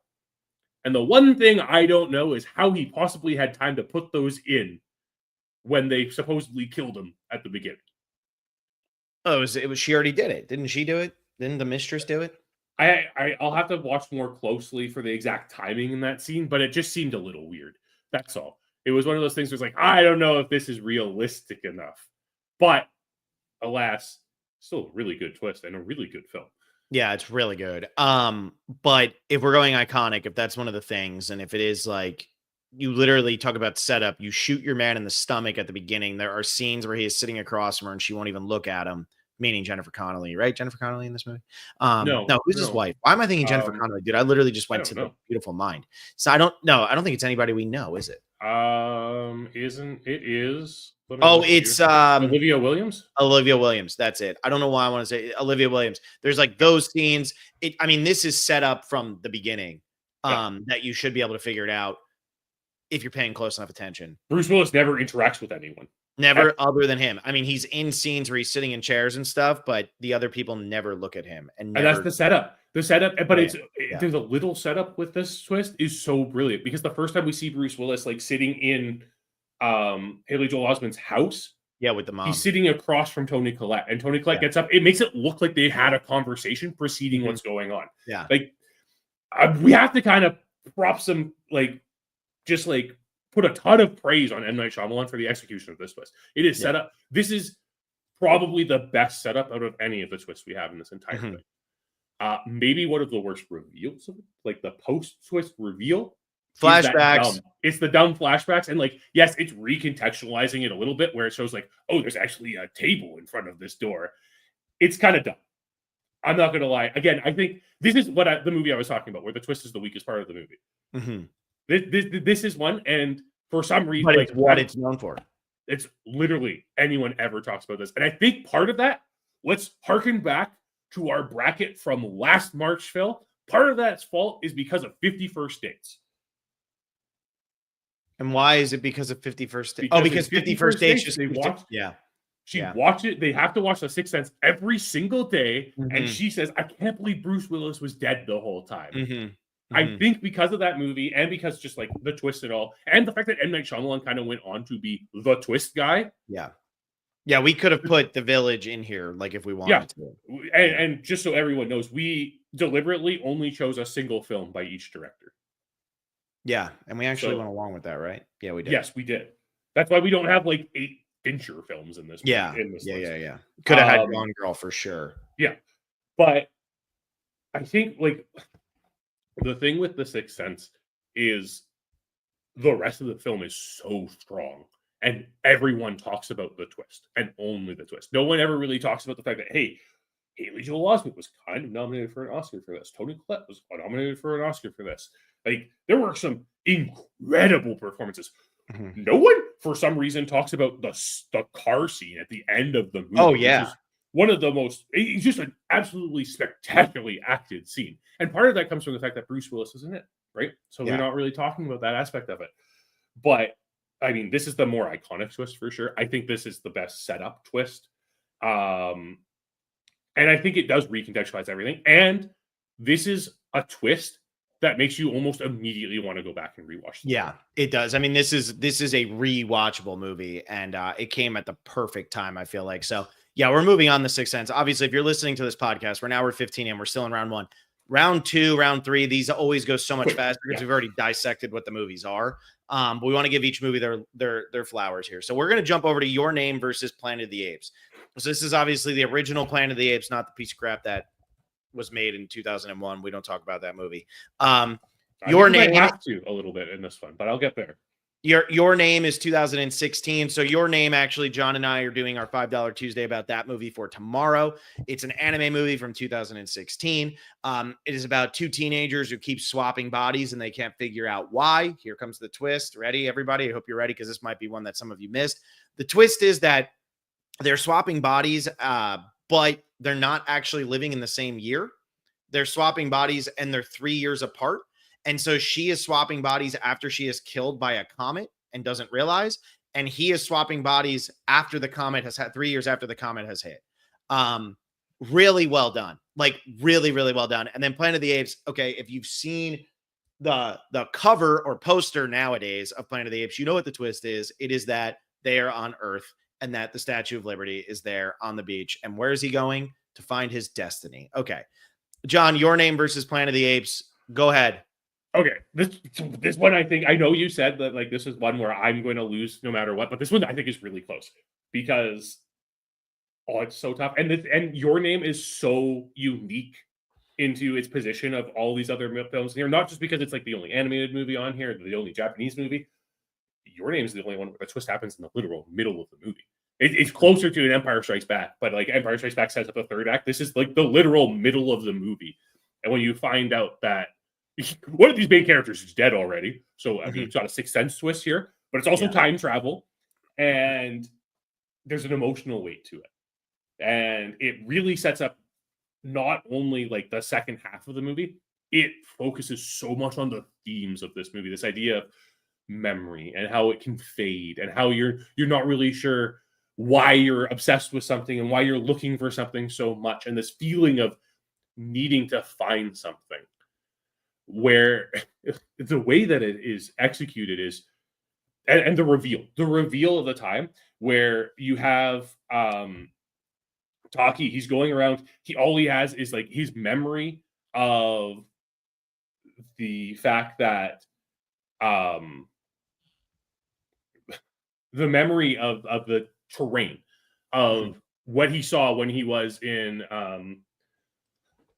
Itomoro or something like that. Itomori. Yeah, I have it written down, so it's okay. Itadori, when he was Mitsuha, like he has this picture he has drawn, and he's going around trying to find it. He's literally just scouring the countryside where he thinks it might be, and then he's in a ramen restaurant. They have given up looking for it, and they're like, "Hey, doesn't that look like Itadori?" It's like, "Oh my god, can you take me there?" It's like, "Yeah, but it's like completely destroyed, right?" And like that's this devastating twist. I think it has a phenomenal delivery. This is a movie I went into, and I had no idea this twist was going to come. No, I had no clue. When you said it was a twist movie, I was like, what are you talking about? And then I'm watching the movie, and I'm like, I said to you, I was like, John, I think you might have like missed the assignment here. And then all of a sudden, out of nowhere, you're just like, whoa, that was a massive twist. What the hell? Yeah, exactly. And then when we're comparing it to Planet of the Apes, Planet of the Apes, again, has one of the most iconic twists. And I think this is, going back to our Fight Club conversation, Planet of the Apes changed the ending of the book. We've read this book, Phil. You and I have both read this book. Yeah. The Tim Burton film. Yeah, right? The Tim Burton film does the original ending instead. Not quite. Yeah. So the ending of the book is actually, so we are getting the point of view at the beginning of the book. I remember this very well now because Planet of the Apes is like one of my all-time favorites. So from the book, you get this scroll, and it's about a human who lands on a planet that is inhabited by apes and all this stuff with the apes and blah, blah, blah. And this person is flying in a rocket ship and obtains this scroll, or rocket ship, some sort of spacecraft obtains this scroll and is reading this scroll. And so the entire book is essentially the thoughts of this other character. Yes. And then the ending reveal is the being that is reading this scroll is actually an ape. And he says, oh, funny science fiction or something like that. A human couldn't write this. And so that's the twist, right? Is that the ape is the superior being. And they're the one who finds it. So yeah, the Tim Burton one does it a little bit, but the Tim Burton one is just such a mess with Abraham Lincoln and the cops. And now it's modern day and there's apes. It almost does like a sideways timeline rather than a whatever. And so the thing with this twist is it is set up more than people realize. And I think that's what's really compelling, right? Like when you think about the end of this movie with Mama and the baby, would an ape make that? No, he's going to ride down the beach. You're not going to like what you find. What will he find? His destiny. And it's the Statue of Liberty. And he realizes that they just blew up the world and the apes took over, right?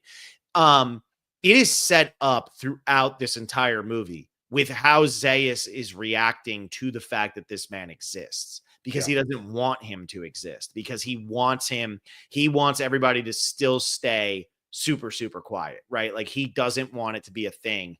The apes can never find out that humans ever once had the power to talk and all of that. And so we see the interactions right from the beginning when, Zira is trying to say, he can talk. No, he can't talk. He can't do this. The whole time, Zaius and the other chimpanzees know that humans could talk. That's the same text, but they're pretending they can't. They hear no evil, see no evil, speak no evil is like one of the funniest shots in a movie ever, because this movie's serious and that shot is so corny. But I think that like the twist is so set up, and leave it to Rod Serling to say, hey, what would be pretty epic if we had the Statue of Liberty at the end of this movie, because he created that from nothing. And anybody who doesn't know Rod Serling, it's like, or Rod Serling, sorry. Anybody who doesn't know Rod Serling, it's like all the Twilight Zone. Yeah. He was known for twist endings, and I think this is one of the most brilliant. So yeah, John, you can fight all you want. I know. But I think the setup of this is really important. And I didn't really talk about the setup in your name, but it is set up really well just by the dialogue. And like there's a confusion, and you're kind of like, Phil, you even said like it almost feels like is this just missed in translation as you're reading subtitles? But it is actually the twist. In Planet of the Apes, I think part of the genius of Planet of the Apes is there is a twist in it, and it comes at the very end. It's the big reveal. Obviously, it's like Earth. It's been Earth all along. The setup is something we take for granted in science fiction movies so much. Like you said, it's really set up because of Zaius and the fact that he's like, obscuring when Taylor's writing in the sand and things like that because he knows the truth. He knows that humans could do this. It's literally told to you at the very beginning of this movie, and it's something we take for granted in science fiction films. That is the fact that everyone's speaking English. Yeah. It's something we take for granted in science fiction films. It's like, we're also assuming it's an American production, so they're just going to have it be English, whatever. Exactly. But in this case, the apes actually learned English. Yeah. And that's the language they use. Yep. And it's the language they write in as well, right? It's the fact that they're speaking, but it's when Taylor's writing. And that, because he doesn't speak for that while until we get the take your take your filthy hands. Wait, take your stinking paws off me, you damn dirty ape. There you go. That one. That's when he speaks to them, and they're like, "Oh my god, he can speak." But he's writing before that, and they understand it.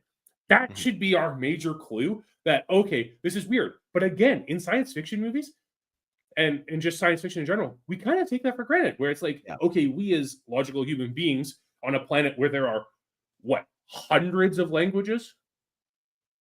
Yeah. Right, like. We're watching an American movie, so of course they're all speaking English, but it's the fact that they can read English too, right? Like these are these things that we should be able to pick up on that sets up this twist so well. And then of course we have the mama of it all, but we also have the fact that humans are there, and the simians are pretty human-like. Yeah, like the only reason like humans and stuff, and I mean obviously that was because of the makeup and whatever, but like that is part of it, and we see it in the newer Planet of the Apes movies as well. What did the apes start doing? Even when it's CG, even when it's motion capture, they start standing, they start walking more upright. Like that is, it's kind of like the missing link thing. So and then why did we not ever consider this as Earth at the very beginning of this movie? Just because they tell us it's not. Yeah, that's the only reason. Because they got in a spaceship and they flew away. That's all. But they're like estimating where they are. They don't actually know where they are, and they clearly state that at the beginning of this movie. This isn't one where they've been lying to us the entire time. It's like, oh, psych, it is Earth. This is one where it's like, yeah, we're probably around Beetlejuice or something like that. Yeah. All right, so we move in Planet of the Apes on? Yeah, of course. It's one of the most iconic. Again, when it comes to like strength of twists, these are both very strong twists. They are. But when it comes down to it, like we said with Empire and The Sixth Sense and Psycho and Fight Club and The Usual, all of these really, iconic is kind of the thing that's pushing these ones over. Yeah. And this next one is probably the hardest matchup of the first round, which is Oldboy versus the others. So Oldboy, we are talking about the Korean one, the original Korean movie. And so we are talking about that. Wasn't the others based on a Japanese? I think so. That was in my head when I went to this. But anyway, so Oldboy versus the others. We are talking about the original Korean film with by Park Chan-wook. So we're talking about that movie, not the Josh Brolin Spike Lee movie. And so this movie is a revenge movie about a guy who is imprisoned for 15 years in a room, and essentially he gets out and he wants to know why was he in prison for 15 years. The big twist in this one, there's actually two. One is that he was kidnapped by this guy who like was sleeping with his sister, and it was brother and sister were sleeping together. His own And sister, so, yeah. yeah, his own sister. And so, this guy who is imprisoned is the one who reveals that to somebody almost accidentally, nonchalantly, doesn't even realize it. And it leads to this why the revenge happens. But the real twist is that after he is released after 15 years, the reason why they wait 15 years is so that the guy who's in prison's own daughter can become of age for them to fall in love. And it's absolutely ridiculous. It's the incest cycle of this wonderful Korean film. The Others is a much more straightforward, it's a ghost story told from the point of view of the ghosts. Yeah. All right. This is hard because I don't actually know which one of these is more iconic, because I feel like in the US, The Others was definitely a bigger movie than Oldboy. Oldboy is definitely the cinephile film here out of all of them. Which one do you think should get the pass? It's a tough one. I think with Oldboy's setup is the mystery of it. There's nothing to really lead us to this thought process that that we're dealing with this, like, okay, because like you said, right, the mystery of it all is, why was I captured and everything? Like, the reveal that he was captured because he ratted out on this like incest relationship isn't really a plot twist at all. It's just like, hey, here's the plot. Like, this is what's happening. But the point where it's like, hey, Mitu's your daughter. That's a little different. Like, yeah, that's insane. How well is that twist set up? Other than the fact that there was an incestuous relationship that was revealed, so he's forcing you into an incestuous relationship. Well, why wait 15 years? Yeah. I mean, it's set up there, right? It is set up because at the beginning of the movie, we hear, I'm going to bring this home. I'm going to bring, I'm coming home for your birthday. Don't worry. I'm coming, honey. Yeah. But then the thing is, it's like, where I think Oldboy really exceeds is the after of it all. Because the after of the Oldboy reveal is, pretty devastating. Yeah, like, it's really bad. When Daisu goes to kill Woo Jin with the remote that he said stops his heart, and it plays the recording of him having sex with his daughter. Yikes. Yeah. That is devastating. Then Woo Jin just kills himself. And then Daisu decides, Daisu's cut his tongue out at this point and has pretended to be a dog, and then gets himself hypnotized to forget his daughter's his daughter. Yeah. Yep. It's about as messed up as it gets. I mean, this movie still holds up in every way as absolutely unbelievably messed up. I mean, it's just crazy that this was made. Not in America. America could only copy this. They couldn't make it originally. That's for sure. Ultimately, with Oldboy, though, how pivotal is this plot twist to the plot of the film? The ending one? Yeah. Well, I think it's massively important because I think the plot of the film wouldn't be the plot of the film if it wasn't his daughter. True. I think that's really what it comes down to. If it wasn't his daughter, the guy doesn't imprison him for 15 years. Like, the guy calculated this so perfectly. And we hear him go through, this is what we did with the hypnosis. It's not easy to make people fall in love. This is what we do, blah, blah, blah, right down the line. So I think that if it hadn't been for that twist, nothing in this movie actually happens. Yep, that's very true. Now, with the others is interesting because it's just posed to us as a traditional haunted house film. And quite honestly, could still be the best haunted house film ever made. Yeah. One of them. It's definitely up there, like top 5 for sure. Yeah. And everything we're seeing makes sense to us as viewers, right? We are even given, hey, here are these other ghosts as distractions from the fact that the people we've been following are ghosts as well. And it's the dead all along, right? It is, again, one of those. That photo reveal of the 3 sitting there is like one of my favorite reveals of all time. With the 3 other people sitting there, and you realize that they've been dead the whole time, is like one of my favorite reveals. And like, you kind of suspect something fishy's going on anyways. But the thing is, like, what you're not thinking about is this whole sensitivity to sunlight and how that's playing into it. This weird fact that there's fog all around the mansion the entire time. There's no reflection in the mirror when the husband comes home. Oh, I didn't notice that. I've watched this movie many times. There is no reflection in the mirror when the husband comes home. And Phil only notices that because he loves Christopher Eccleston so much. He I just only wanted to noticed see that a actually. second one. I wish it was because of that. I only noticed that actually because when I've always told the story about seeing the others in theaters, but we saw it in theaters, and as she was walking up the stairs, the power went out in the movie theater we were in. So literally right before the reveal, and I remember us all sitting in the theater, and one of the girls who was sitting in front of me, who couldn't tell you what she looked like, but she changed my life. What was this? 2001. I hope you're still alive. I hope you're still doing well. Hope you're listening to us. Yeah, she turned to her friend and she said, "Did you notice that his reflection wasn't in the mirror?" And we were sitting there and we were waiting for them to tell us if we were gonna be able to watch the movie or not. And it turned out that there was a really bad thunderstorm. So they ended up giving us free tickets. We came back, we watched the movie again, and my whole family had heard that girl say that. So when we watched the movie the second time, we said, "There's no reflection in the mirror. She's gonna have been dead. They've been dead the whole time." So yeah, there's no reflection in the mirror. But then, like, the other aspect of it where, okay, the daughter's seeing this ghost, this ghost boy, and we're not seeing that. But then we get the reveal that there are other ghosts there. So why aren't we seeing this ghost in particular? And then the house is changing. Why is the house changing? What's going on here? That seems really weird. Why are the ghosts taking away the curtains? Why is there a skylight all of a sudden? What's happening?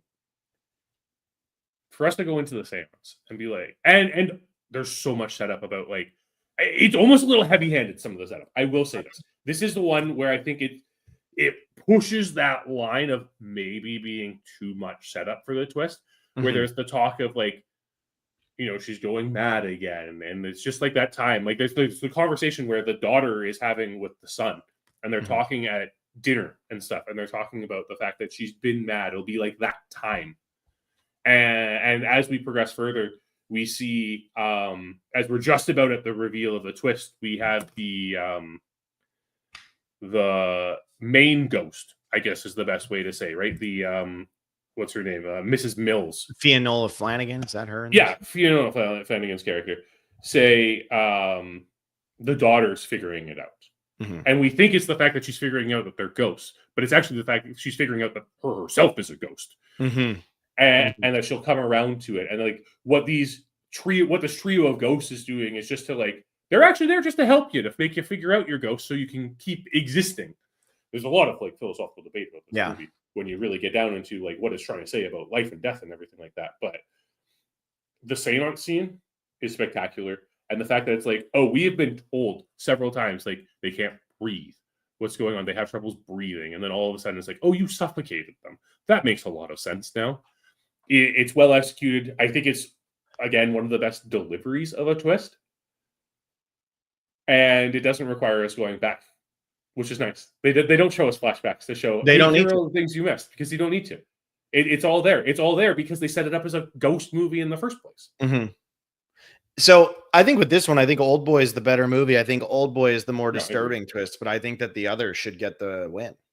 I think the others is the better twist, like the better executed plot twist. And again, like, both of these, like, kind of on the similar level when it comes to iconic twists. Maybe Oldboy edges out on the iconic list a little bit, but I think the setup in the others, I think the delivery of the others, and I think overall what the other says to the plot of the movie and how you rewatch it. Because I think this is another one where you rewatch it and you're getting the contextualization. It's so good. Like, I'd go watch the others tonight if it wasn't 10:35. Now that we've talked about it. And Oldboy, again, like, is a very rewatchable movie. That's not because of the twist. Like, the twist doesn't. It's the creation of Oldboy that is so good to watch. You don't watch the movie differently, other than cringing at that sex scene, differently when you know the twist. Yeah. All right. So we're moving it on. So we have our final 8, and this is where we start speeding through now. So we're an hour 33, and don't worry, this won't be much longer. Parasite versus The Usual Suspects, Fight Club versus Psycho, The Empire Strikes Back versus The Sixth Sense, Planet of the Apes versus the others. Let's start. Parasite versus The Usual Suspects. John, what do you think? I think this might be the toughest of all of these. These are all kind of getting tough now. I don't know yet. I think that the hardest one is probably the 210 matchup we have there in the top. Okay, that's fair.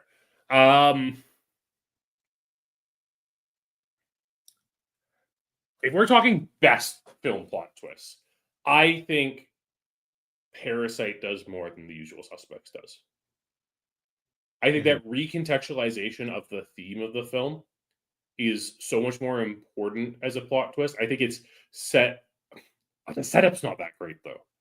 It's not. I mean, no, the setup is good, but again, I think it's like with The Usual Suspects, because it's being told from the point of view of an unreliable narrator, I feel like you should be able to pick up on it so much more than you are picking up on it the first time you watch it. Whereas with Parasite, there's little lines here and there. What's that smell? What's this? What's that? Blah, blah, blah. But I almost feel like what's more impactful. I guess when we get to this round, right? What were the criteria we had at the beginning? Iconic, changes the direction of the film, but doesn't come totally out of nowhere. Yeah. What were the changes the way you watch the film on a rewatch? Yeah, that's for sure. Because with Parasite, you definitely do that.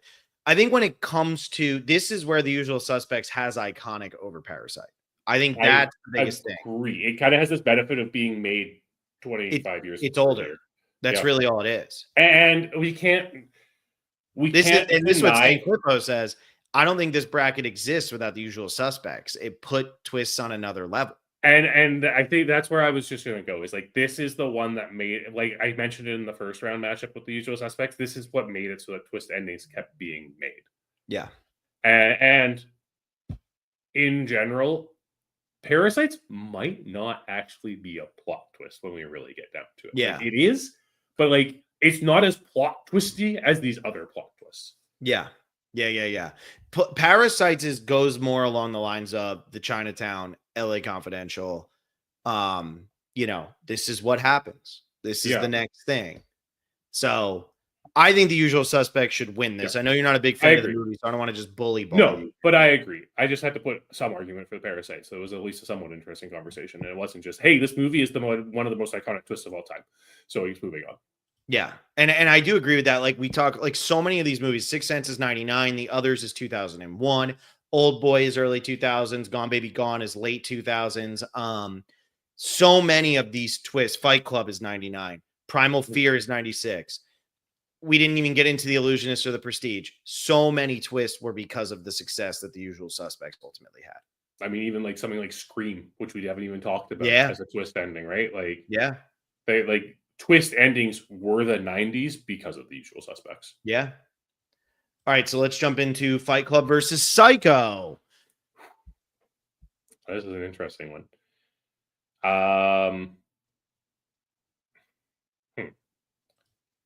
I think you went first on the last one. And then go for it. But I think with this one, this is where I think it has to be Psycho, in my opinion, because I do think that the fact that there are two monster twists in this movie, and the fact that in one of those twists, it is the most shocking up to 1960. That was the most shocking thing ever in a movie was Janet Leigh getting murdered in the shower. The shower scene is the most shocking thing that's ever happened. We had never seen a protagonist of a movie disappear halfway into the movie. By the time Fight Club comes around, we've seen this. Like we have seen, not necessarily to the level of Fight Club, but we had seen so many twist endings right before this. And the fact that then Psycho turns it around and it's like, oh my God, she was killed by the mother. And now Norman Bates is the hero. And then you realize that the movie's going on, that it's like, okay, no, Norman Bates is weird. What's going on here? What's going on here? What's going on here? And then when you find out that he is the one who did the murder, committed the murder, you sit there and you say, okay, that is two absolute whoppers back to back. And for Fight Club, to me, and I made the argument earlier, I still feel like there are problems with Fight Club that The Sixth Sense handles and proves that Fight Club had problems. And what I mean by that is so much dialogue is spoken by Brad Pitt and Edward Norton and what they're doing and all of that. And I understand like the same person was going on, but to me, it feels like with a movie like The Sixth Sense, you could set everything up in a, I don't know, like in just like a more cohesive way and like really plan out, like stage your scenes better. And so for me, that's why Psycho would get the advancement here for me. That's just for me though. You know why Psycho gets the advancement here? This is the same twist. Yeah. This is the same twist. It is. Fight Club doesn't exist without Psycho. Yeah. Like you said, like Fight Club, we've seen that twist before. It's literally in the movie it's against. Yeah. No, that's true. That's a good point. It's And the same also, twist. like, with Psycho, you also have like one that's in there earlier, which is you mentioned earlier, but the Green Long Cemetery conversation. When he Yep. says, you know, if she's up there, then who's that buried in Green Long Cemetery? And you're like, what? Who is buried at Green Long Cemetery? I don't know. Like, tell me. It's great. And I do want to address what St. Cliffo said in the comments here. Yeah. Like, I don't know if the first twist in Psycho is just, it's not a plot twist, which is really important. It is a twist to the audience. It is a misdirection almost, right? Like, again, it's the exact same thing we see. I mean, we see Wes Craven do it with Scream in 1996, right? With Drew Barrymore. It's the same type of thing. But you're right. It's not really a plot twist, which is why, like, the fact that, like, Psycho and Fight Club had the same twist is so important here. I think go ahead. Sorry, go ahead. The interesting thing with Psycho is that we're not shown from that character's perspective like we are in Fight Club. And that's what I was going to say. I think the reason why the first one I consider a twist in Psycho is because it had literally never been done before. If that happens in 1995, I don't think that that's as much of a twist. Like when Brad Pitt gets killed in Burn After Reading, that's not as much of a twist, in my opinion, because you're like, okay, like whatever, like we've seen this before. Now, when a protagonist dies and then it shifts gears, I don't feel like it's as impactful. But with Psycho, I still totally think that that's a twist because not a single human being who stepped into that theater ever thought that Janet Leigh would not make it to the second hour of the movie. Yes. So to me, that's a twist. Yeah. Now, St. Cliffo says, what do we consider Leo's fate in The Departed? Is that a twist? Or just shocking? I think that's just shocking. Yeah. Because it doesn't change how the movie advances. I think like that's one of the things with if you like Google best plot twists in movies, a lot of those lists are like, yeah, this is just something that happened in the movie. Yeah. It's not really a twist, right? Like it's not like changing and recontextualizing the entire movie, which Psycho does. Psycho changes the way you look at Norman Bates as he's talking to Janet Leigh in this movie. You know he is either fighting the urge to kill or has already decided to kill her in that scene in the office, right? It's and the parlor, like it's recontextualizes, and also like it recontextualizes him peeping on her too, right? Like it changes the way you view the film. Yeah. All right, let's jump over to The Empire Strikes Back versus Sixth Sense. Well, I'll let you go first on this one. On an iconic level, these are tied, in my opinion. Which is nice because it means we can't just fall back on iconic being the thing that pushes them over. Wow, this is tough. This is a tough one. Because I think no matter which way we go with this, people are going to be upset with us. Yeah.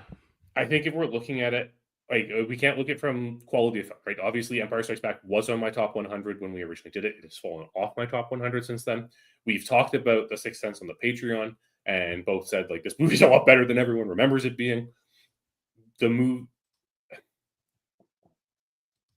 Sixth Sense is kind of reduced to the twist when people talk about it now because of like just everything that's going along with like the director and everything there. And again, like the 51st Dates. I want to bring this up too. High Heart Wellness says actually that's not the reveal. The first reveal is from Cole in the hospital. He says, I see dead people. And The Sixth Sense is brilliant because it's revealed twice. We just miss it the first time. Oh, and that's a good point because it's not the reveal that he sees dead people. It's that he's talking to a dead person and he like tells us, right? Like, I see dead people. They don't know they're dead. They just see what they want to see. Yeah. Which is, again, revealed to us in that second reveal, right? And again, that is the big thing. It recontextualizes the way we watch it. I don't think I Am Your Father recontextualizes the way we watch Star Wars. That's what I was arguing earlier. I don't think it changes the way we watch Star Wars. I think the reason why we think it changes the way we watch Star Wars all these years later, almost 50 years later, is we have 4 more movies about Darth Vader after that point, being the father of Luke Skywalker. Here's my question to you. This is a serious question, and I'm sure the answer is out there, but I don't know if I believe George Lucas, so I'm just going to ask you because I like Star Wars enough, but then once they did the prequel trilogy, I was like, whatever, and now they've just brutalized this franchise. Was the plan always for Darth Vader to be Luke's father? Well, it depends how much you believe George Lucas. He says yes. He says yes. I don't know if I believe him. I don't know if I believe it because either, they have to have known then at that point that they were going to get a sequel, which they didn't. They didn't know if it was. They didn't know that they were going to be one of the biggest movies of all time. They thought they were going to be a flop because they had two droids walking around the desert, and they were like, "What the hell are we doing?" And then it ends up being, one of the biggest. Yeah, like you said, one of the biggest movies of all time. Could argue it is the biggest movie literally ever because it launched the biggest franchise at this point. Yeah. But I don't know if I believe that. And for me, it feels like all those hints in A New Hope about, oh, I knew your father. Oh, you knew my father? Yeah. Oh, he did this. He fell to the dark side. I don't necessarily think that if there was going to be that first movie has a very clear ending. You could argue Darth Vader is dead.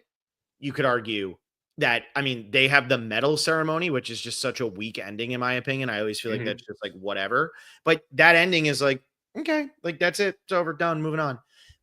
I don't know if I believe that. And so then that's the case of, well, after the first movie, then they decided, hey, what if Darth Vader was Luke's father? Hey, that kind of works because we had enough things in there and we didn't really talk about the father. But maybe it was always there. I don't know. I do know for a fact that when they wrote The Sixth Sense, it was like, hey, Bruce Willis can be dead the whole time. Yes. That's the movie. And I think I do think that because of that, Bruce Willis's death is better. What do you call it? A better plot twist? Yes, it's a better plot. It's a better reveal. It's a better setup. It's a better reveal. Okay. Maybe it's not a better reveal. Maybe it's not as iconic of a reveal is what it comes down to. It's not one of those things that like I don't know. But it is. Let's see what AFI had here. I'm actually curious. And I know AFI is not. It's going to have I am your father pretty high on that list. I See Dead People is also pretty high on that list. Let's see. Yeah, but like, is I See Dead People the twist? Like, yes, like High Heart Wellness did say like it is kind of the first reveal. It's not the big reveal, right? So I don't know. It is a tough one. I think I want to say that it's. I don't think it is that tough. I think it's easily The Sixth Sense here. I think the setup of The Sixth Sense, the direction that M. Night Shyamalan puts into it to make us, when you get to the point that Bruce Willis is dead and you discover it, everything's there. Everything is there, and it makes so much sense. It makes you change the way you watch the film. It makes you look for these hints, right? Like you said, he's shot in the first scene of the movie. Like they literally like show him dying right away, and we still are surprised when we find out he's dead at the end of that movie. When you crazy, John? What's that? I'm listening to you, but I don't think I Am Your Father is on the AFI Top 100. Really? On the top 100 movie quotes of all time? And this only came out in 2000? I don't think it's on there. There, it's wild. Did you just like control F for father? Yeah. Wow.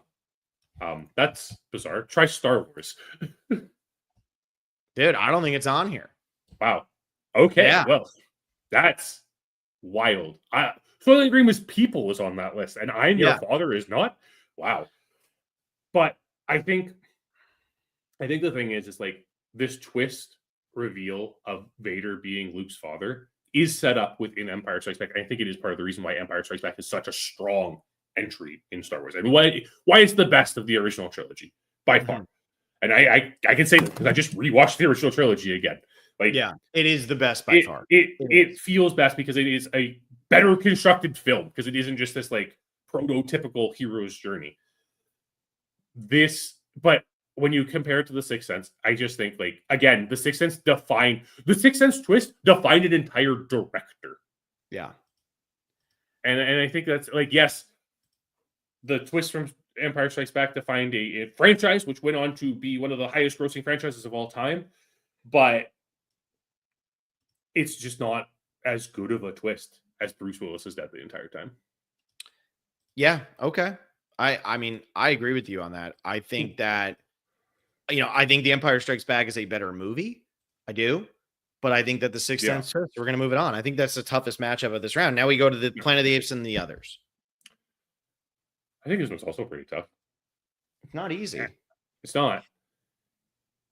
In the end, I think like on par setup is pretty similar because it is pretty much the exact same type of setup, right? It's like something weird's going on. What is it exactly? Okay, this is it. Planet of the Apes kind of just ends when the twist is revealed. Yeah, he punches the ground and no music plays, and you just hear the water crashing, and that's it. Yeah. Whereas the others gives us the, okay, you get to be real ghosts now of it all. I think both of these are pretty phenomenal reveals.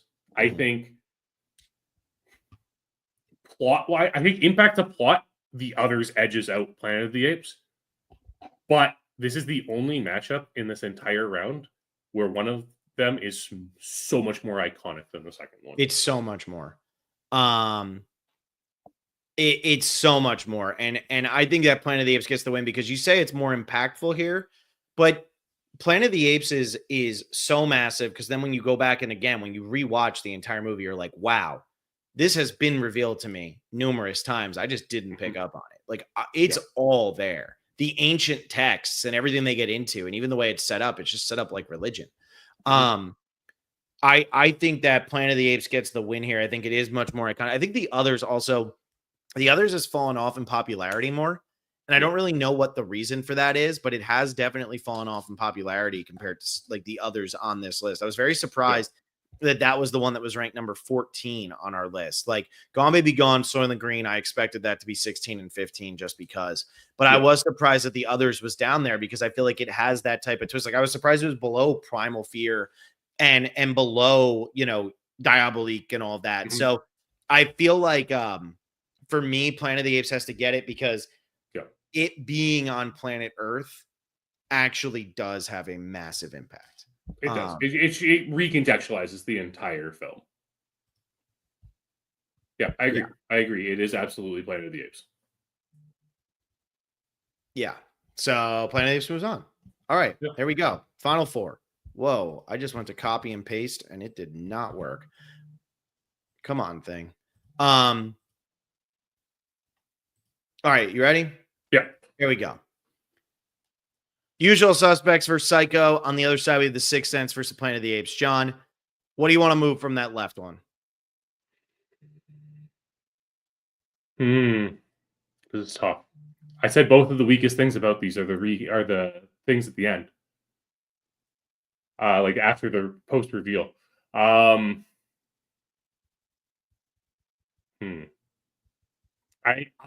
want to move Psycho up because I'm not being lied to the entire time I watch Psycho. Yeah, I think Psycho is the correct answer. Yeah. I think again, yes, as much as The Usual Suspects revitalized the plot twist come the 90s, Psycho did it a lot earlier. Yeah, I think Psycho, The Usual Suspects versus Psycho, I think could have been the final. It really could have. Like both of those movies have their massive moments at the ends for sure. So yeah, I want to say Psycho though. I think Psycho wins this one. I think Psycho's better. Now the Sixth Sense or Planet of the Apes, John. Where's your head going that? I think I'm still leaning the Sixth Sense over the Planet of the Apes. I just think it's, again, yes, Planet of the Apes is really well set up. It's not as well set up as the Sixth Sense is.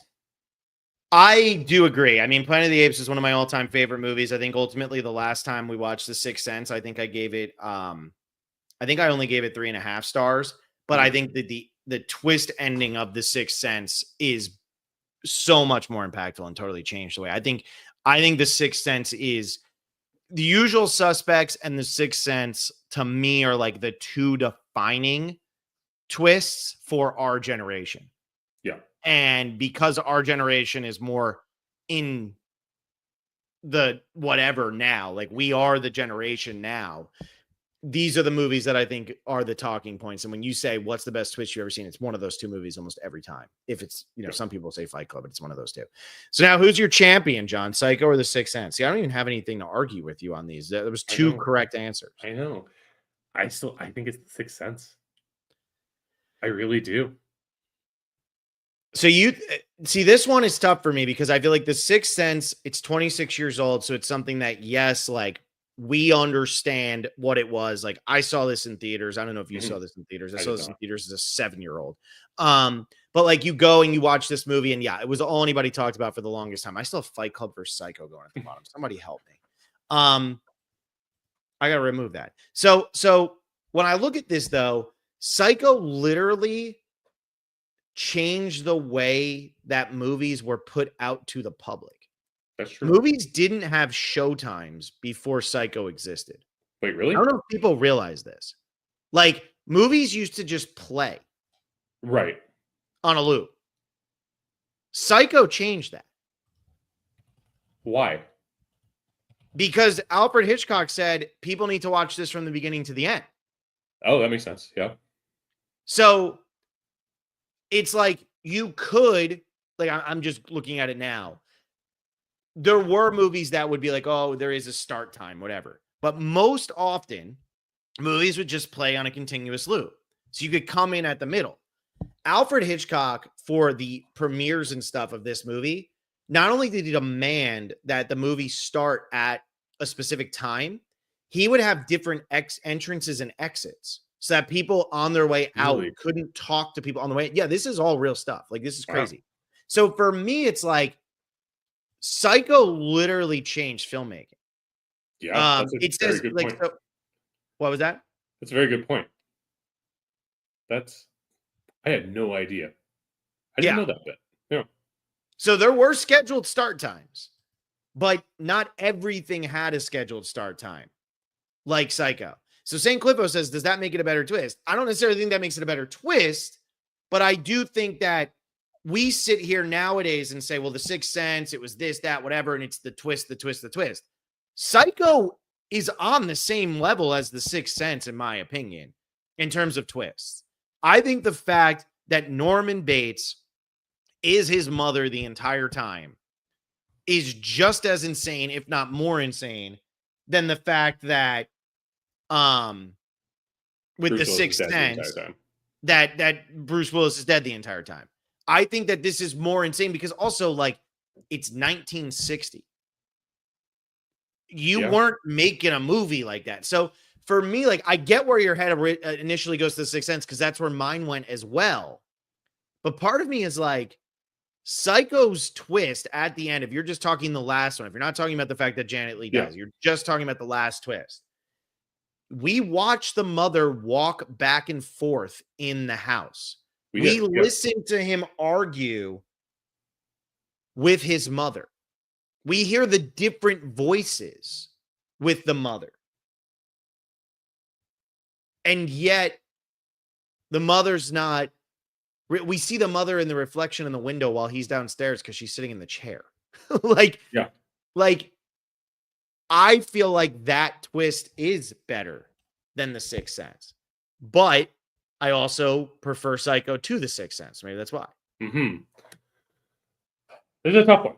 It's tough not to get into the quality of the films when we're discussing these, because I do think these are. I don't think it's by chance these two ended up in our final here. Mm-hmm.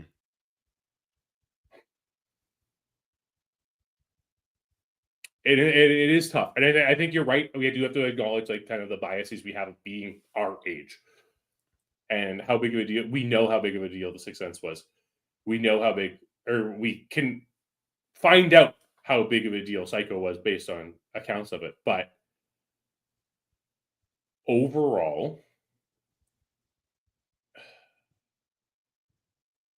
I guess there's like a bit of it where it's like, yes, it is. I know I said Psycho and Fight Club kind of have the same twist, but The Sixth Sense and Psycho kind of have the same twist too, because someone was dead the entire time that we thought wasn't dead. Yeah, that's a good point. And it's not that one in one of the movies, the person is talking to the dead person. In the other movie, it's like the person is pretending to be that one. Yeah. So this is tough. This is really tough.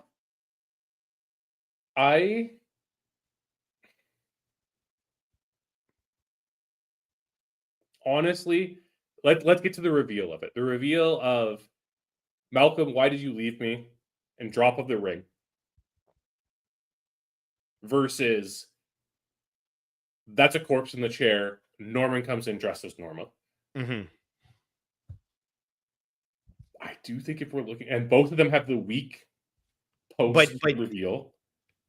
there's So also, I think what's ballsier, because you're talking about the reveal here, but I think what's ballsier about Psycho is they tell you multiple times before the final twist that she's not alive.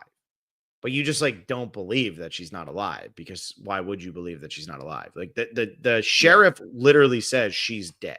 Like yeah. she is not alive. And you're still like, no, she has to be alive. Like obviously. So really the reveal happens earlier, and it's like those ominous moments where we never get, other than the very first scene of the movie, we never really get a hint that Bruce Willis is still dead. You know, like we don't get that type of, yes, we get the I see dead people, but Yeah. I don't know. Andrew Denson is chiming in. He's listened the entire time. Yes. And now his picture is blocking your face, John. Oh, Here, I'll bring you up here. Honestly, I can't be upset with these finalists. I'd probably say The Sixth Sense, but if you're watching both these movies completely blind, you are totally shocked by the end. I vote Psycho. I think you've convinced me too, Phil. I think the answer is Psycho. Yay! Look at this. It didn't work. There it goes. Psycho. I just feel like, look, and like, I understand that, like, yes, I like the movie more, but I do truly believe that those two movies are really what plot twists are all about, which is you have some characters who know what's going on, but they can't tell the other characters that they know what's going on. Norman is psychotic, so actually doesn't necessarily know that what's going on. But still, there are people who could say to her brother, or what is it, her sister and her brother-in-law, whatever it is, who could say to them, like, hey, this is what's up. Yeah. And in The Sixth Sense, like, Haley Joel Osment could tell Bruce Willis, but he needs to find it out for himself. And so, like, which one of these scripts does a better job of not purposefully writing around the twist ending for the sake of keeping the twist ending hidden? Yeah. I think they both do a great job, but I think Psycho does a little bit better of a job. I agree. Because Psycho literally tells you what's happening in the movie. You just don't believe it for some of it. Yeah. Yeah, I agree. We did it. And Andrew Denson says Saw was robbed. No, so solid list. Y'all are killing as always. Yeah, Saw was in a very serious discussion to make this list. It was close, but then we were like, we can't have too many of just like these grungy. We wanted to get an Atonement in there, a Gone Baby Gone. We wanted to change the genre a little bit as much as we could.